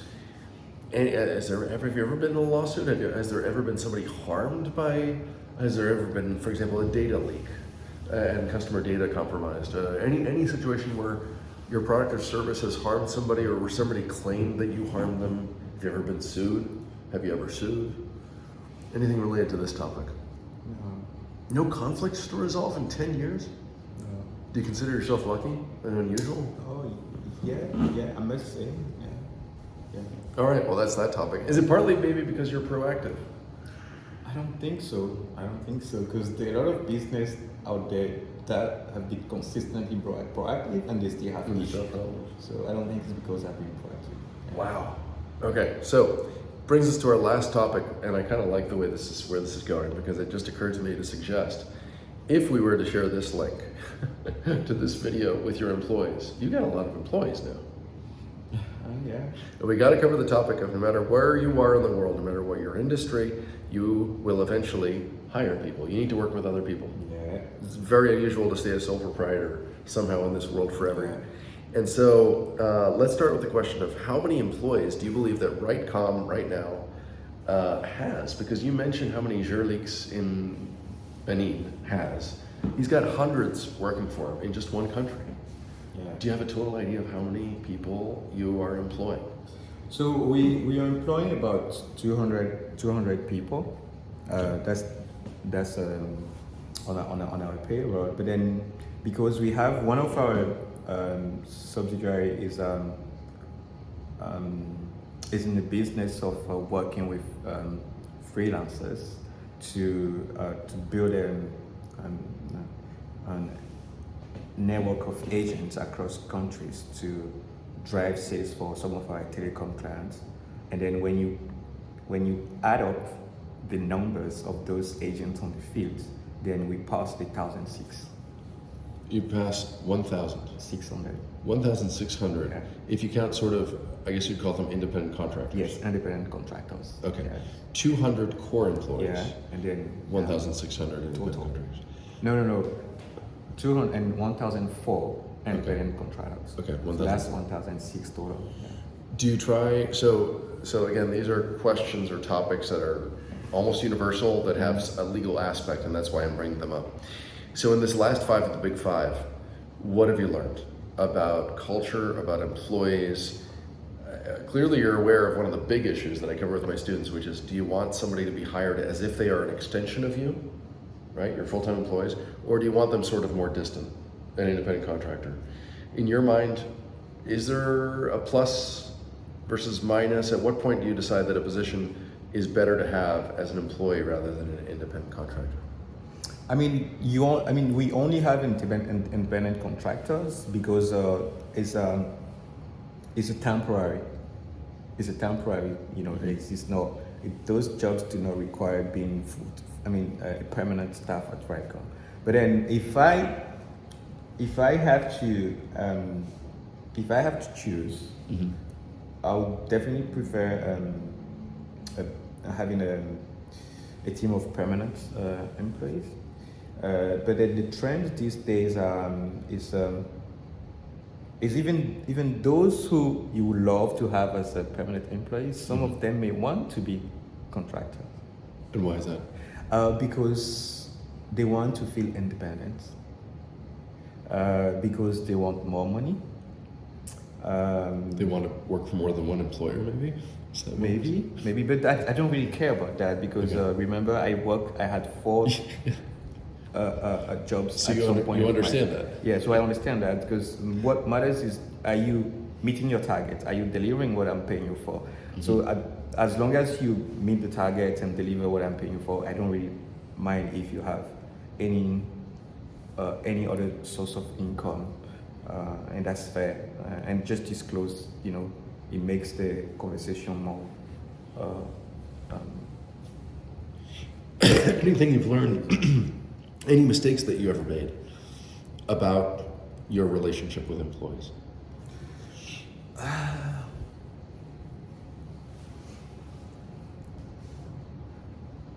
I think there have been times where I should have shared certain information earlier than I did. Interesting. Yeah. Information about business plans. Yes, where the business is going. Yeah. I think that was. But it's always the challenge of finding the right balance. Between transparency. So So that's where there's room for improvement. There's something that Jerlix in Benin said that I'll share with you, and we'll get your reaction here live. Okay. I think I mentioned it yesterday, so it shouldn't be a total surprise. He said that one of the things that makes you great as an employer is that you understand the ambitions of the people around you, or that you are aware of their perspective. And it was funny because it echoed what somebody else in Benin said, the owner of the guest house that he introduced me to.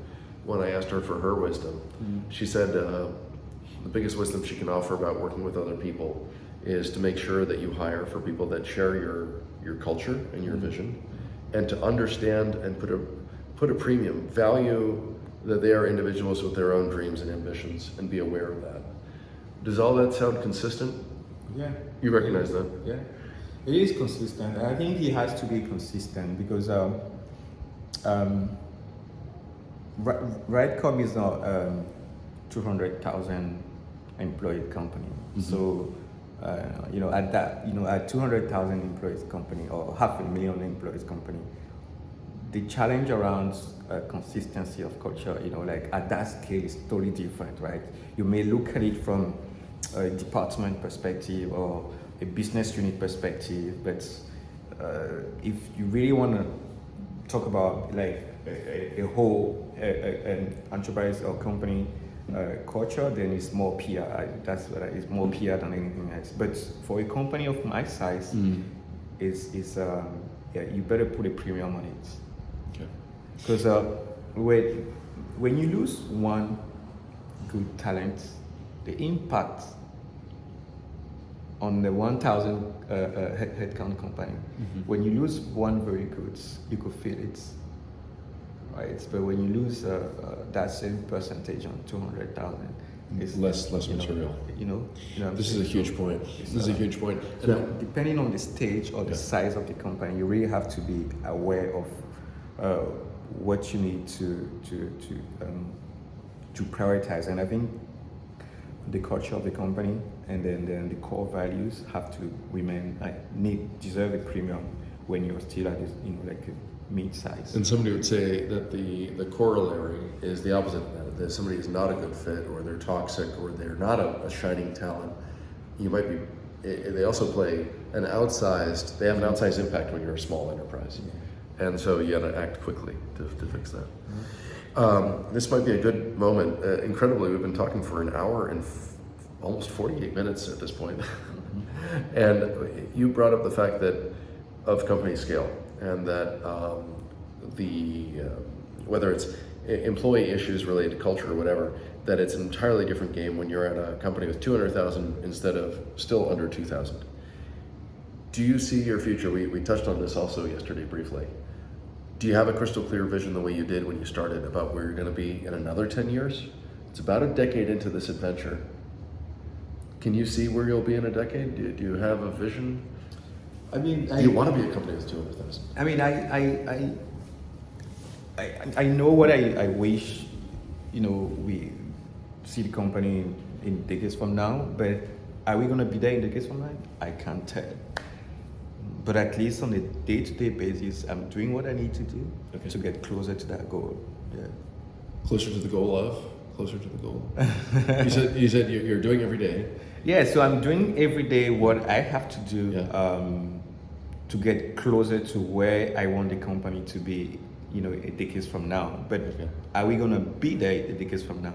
I just can't tell. Got it. Because I'm not, If you had to define the vision, what is it? When you go to, let me give you a picture of what the ultimate goal is. And for me, 10 years from now, if I walk into a store and then I know that the experience that I have is powered by RightCom, and then I drive my car by the filling station, and I know that the experience that I have at the filling station is powered by RightCom. When I get a call, and then I know that the call center or whoever is on the other side of the phone is the experience is powered by RightCom. And if I go to the hospital and then they ask, the experience that I have is powered by RightCom, then you know what I'm saying? Like if the experience that I have in my ordinary life, every interaction yes, mediated by RightCom. In Africa, then I would really feel What about universities? What about my industry? What about? Would you want industry student satisfaction to be handled by RightCom?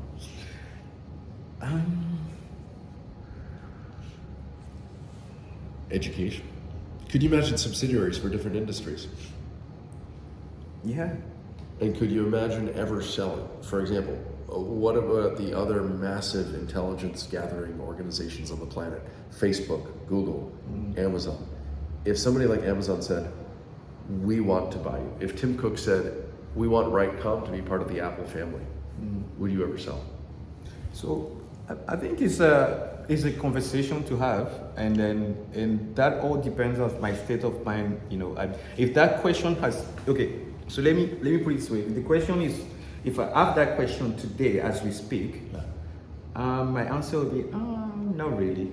You think you can grow it more and still have fun with it? I still want to have fun. Yes. But then my answer tomorrow or in 10 years. It may be different. I just I like to be very pragmatic. Or if the price has enough digits after it.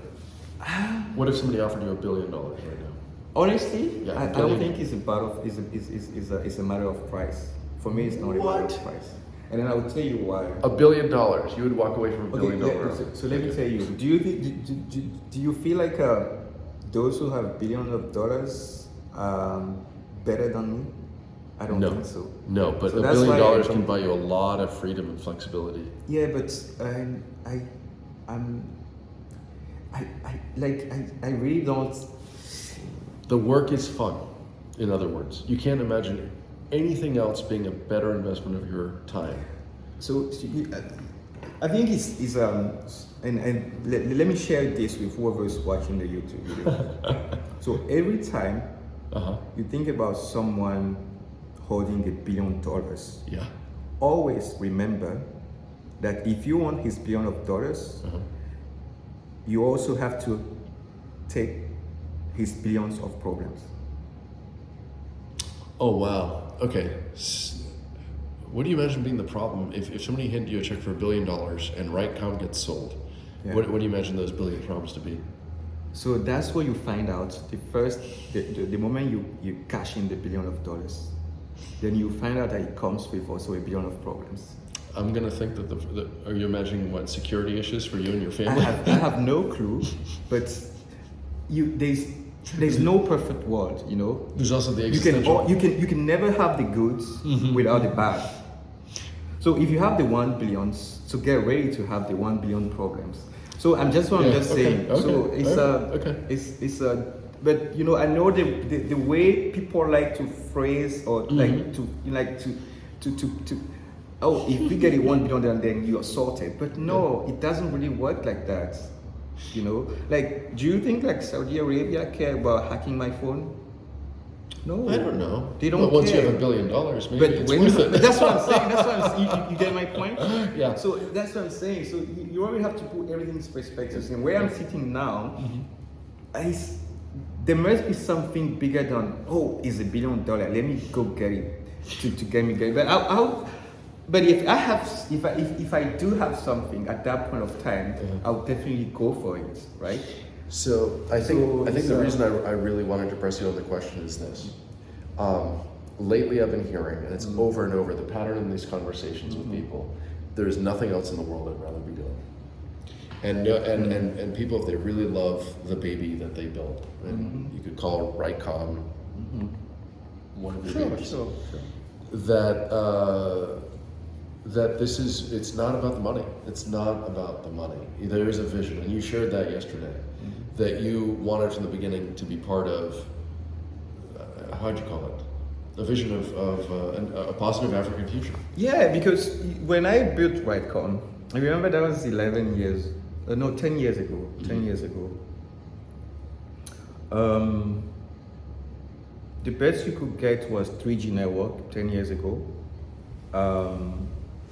Fast and reliable internet access was not everywhere. Was not everywhere. Now the coverage that we have in 2023 and on the continent is fantastic. Like you can browse at 5G speed pretty much anywhere, any part of the continent. But being able to build a software company, enterprise and then world-class software company that compete with any business across the globe, and then have blue chip companies in all sort of industry, whether it's telecom, banking, finance, healthcare, manufacturing, airlines, or public service, or whatsoever. You can name them all as clients. Are there any clients that you want to highlight right now as like, wow, we have them? I love all of my clients, and good answer. Yeah, I love all of my clients, and then being able to put that out, from Africa, with most of the staff being on the continent, it definitely makes me extremely proud, because that was that was one of what I wanted to do. Like, I told you I used to live in Europe, so this could have been much easier for me to build in Europe, and then to raise capital, and then do pretty much the same thing, right? But then what's the meaning? What's the meaning? Boom. What's the meaning? So it has been done before, but then it's more challenging to close that kind of gap where I'm sitting now than anywhere in the world, from my perspective. So being able to do that, and not just to do that, but doing it, bootstrapping the business, because remember, no investors. Yeah, no investor at first. I think that makes me proud. So for me, that was my number one goals. Let's build something out of here, with people who here that we can sell to the world. I told you I've sold it to businesses in your country, so you know what I mean. So and then even we've been even further than that. So that was one one very good accomplishment. So now we're moving to the next, and then the investments. Sorry, I didn't mean to interrupt. Were you about to say something? No, we're moving to the next, and then the next now is no longer about proving that we can make it. We made it, so it's sorted. So now it's just to scale the business, and then take it to, reaching new heights, definitely. So you wanted to ask a question about investments? The investments, the person that introduced us to each other was Zachariah George. And so the investments that have come in the last several years, you mentioned that you still would like to take it to the next level. The investments that have come in, what's the vision? What are you working on? What's the expected sort of time frame of these goals that you're working on? Okay, so we like many businesses, we have 5 years strategic plan, and then you break it down into and then the current strategic plan that we're running is to take them from just a technology company to a full customer experience as a service company, where we do not only provide the technology, that we also provide advisory, we provide outsourcing. So we started not so long ago tapping into that market, and then we realized that what our client wants is pretty much simple. We want what our law firm is for us, RightCom, to be the same for our customer experience management. So one-stop shop for all our customer experience management needs, whether it's technology, whether it's software, whether it's about people, whether it's about what strategy to drive. So in other words, you would provide the people providing the customer service, not just feedback on the customer service representatives, but you'd provide like call centers. Yes, we do. We okay. do. Yeah. All right. So it's basically scaling it and And not just scaling, it's It's expanding. expanding the suite of services. expanding Expanding the menu. and then scale into new territories Okay. and new market segments. So, and remember the pyramids, and then we're gonna go to like SMB, you know. So now we SMB? small and medium businesses. Okay. Because remember we started with The big enterprises. yeah. Now we're going, Huh. yeah. And so one day you might actually be serving small businesses. Sure. It's part of the strategy. It is part of the strategy. Because small businesses also do need, Yeah. you know, they just can't afford what we started selling at the beginning, but where we'll come up with what they may, what they'll be able to afford. So that gives us like a broad market that we can tap into. So you're expanding the suite of services, and the last question down this thread, and then we can start wrapping up, and you can think about concluding thoughts that you want to share. Would be if there are investors. Typically, investors are looking for an exit point. Yeah. So if investors have come in to help you scale and expand your menu, what's going to be the exit strategy for them? So the exit strategy could be, I think for me, the best exit strategy could be to find a strategic partner. So one player that's much bigger than us, come and then acquire the business. I think that would be a good exit. Okay. Yeah. That must be what they're hoping for now. If somebody invests. Well, if I was in the shoes, that's what I would hope for. Yeah. But for me, that makes sense because, like, if you build something that, someone who has done the same at the bigger scale now want to acquire to maybe complete their portfolio or their market coverage. Yeah, that's success. That's success. And the alternative, You know, and sorry, let me add in that's also why I say that if whoever came in give me 1 billion today, I'll think twice because there must be a meaning, you know. Yeah. There must be a meaning in every transaction that you have. If there's no meaning and it's just about, oh my God, that's so much money, let me just take it. Yeah. You may not have a happy life. You may regret it. You may regret it, Yeah. even though you have the billions. Yeah. I mean, yeah. So, but then everything have to come at the right time Yeah. to make an opportunity look good. Yes. You know? Yes. So that's the point I'm making. I think you also want to be. I think the other thing you're communicating is you don't want to sell yourself short. There could be more value that you can build in the company before you sell it. So you sort of want to avoid selling early. Well, yes and no, because it's not just about it's not a financial value, right? Because you may say no to 1 billion today and only get maybe 10 million whenever you feel like ready, right? When you look at the right, your valuation might be higher today than it is. Right. And then you might regret not selling. The most recent example I can give you is Zendesk. They got 17 billion offer, I think, in March, and then shut it down, and then they ended up selling for 10 billion. Oh right? no! So, I mean, that was. I mean, I may not have the number right, but there was they lost a bit of cash compared first offer and then the final offer. So. Things like that do happen, right? Yeah. But as long as you can look into the mirror and feel, proud of yourself and at peace, that 10 billions may be worth more than the 17 billion that you lost. You get what I'm saying? Yeah. It's perspective. Yeah, it is how you look at it. And I think the thing that, maybe this is where we want to wrap up, but I thought it was completely consistent with all the other people that I've interviewed. Your comments on the money not really being the key driver. That's not where the meaning is, and that's not what would have brought you to build RightCom into what it is. Like think about it. If the money was the key driver, why would I leave a well-paid job? Yeah. And then start backpacking in Africa. It's there's meaning trumps everything.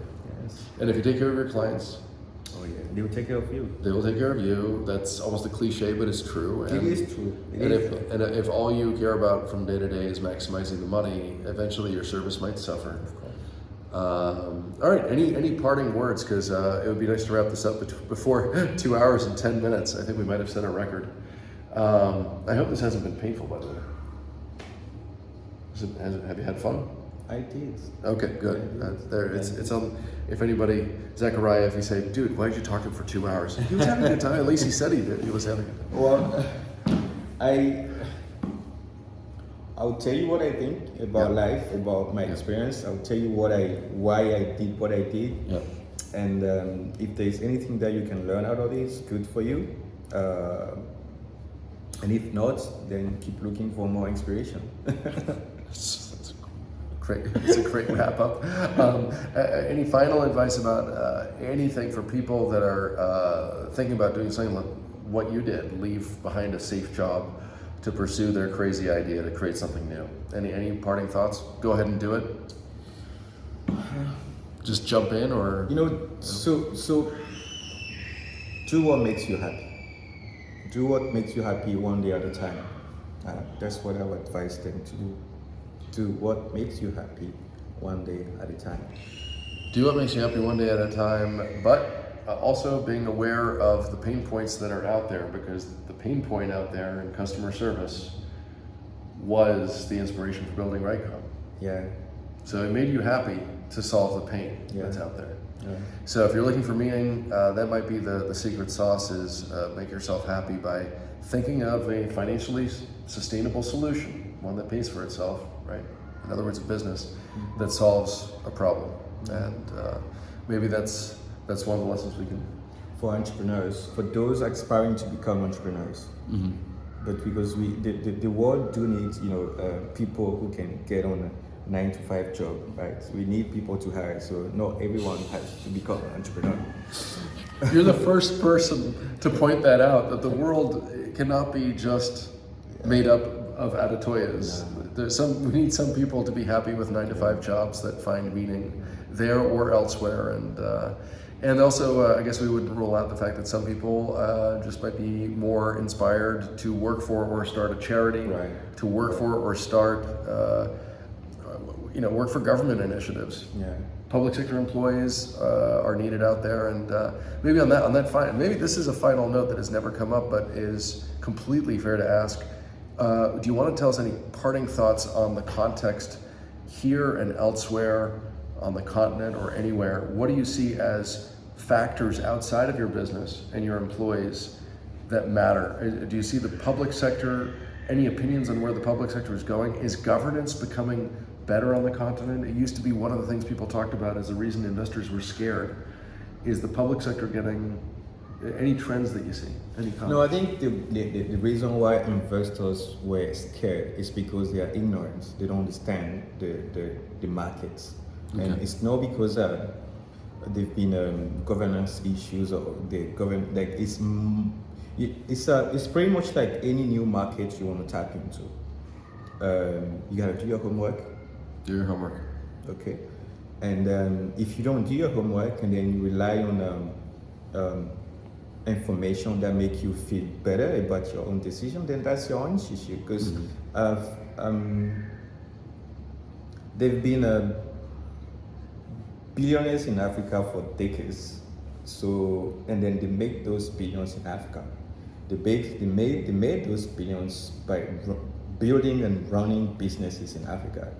So if as a foreign investor, your perspective or your view of the opportunities in Africa is that it's too risky, then it's just because you're being ignorant about how those who made it, not because there are obstacles. There are obstacles everywhere, whether it's in China or it's in the United States, there's obstacles everywhere.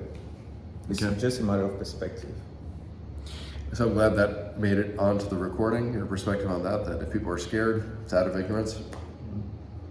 And on that note, if you have nothing else to add, I just want to thank you. Thank you.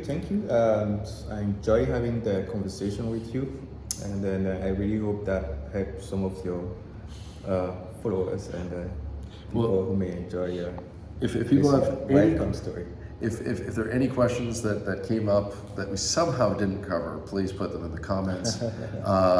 Look, even if nobody watches this, great content for a book chapter. If people are wondering how book chapters get written, I think that kind of a conversation just, you gave enough to write it. So on that note, thank you one more time. Thank you to Zachariah for introducing us. I'm going to shake hands with you on camera because that might look professional. And we still have until Sunday afternoon, so we'll see if any other gems of wisdom come up. But thank you, Adetoya, for all your time on this Friday afternoon, now evening, in Accra, Ghana, in early 2023. Take care. How do we say goodbye in Yoruba? In Yoruba? Yeah. Odabo.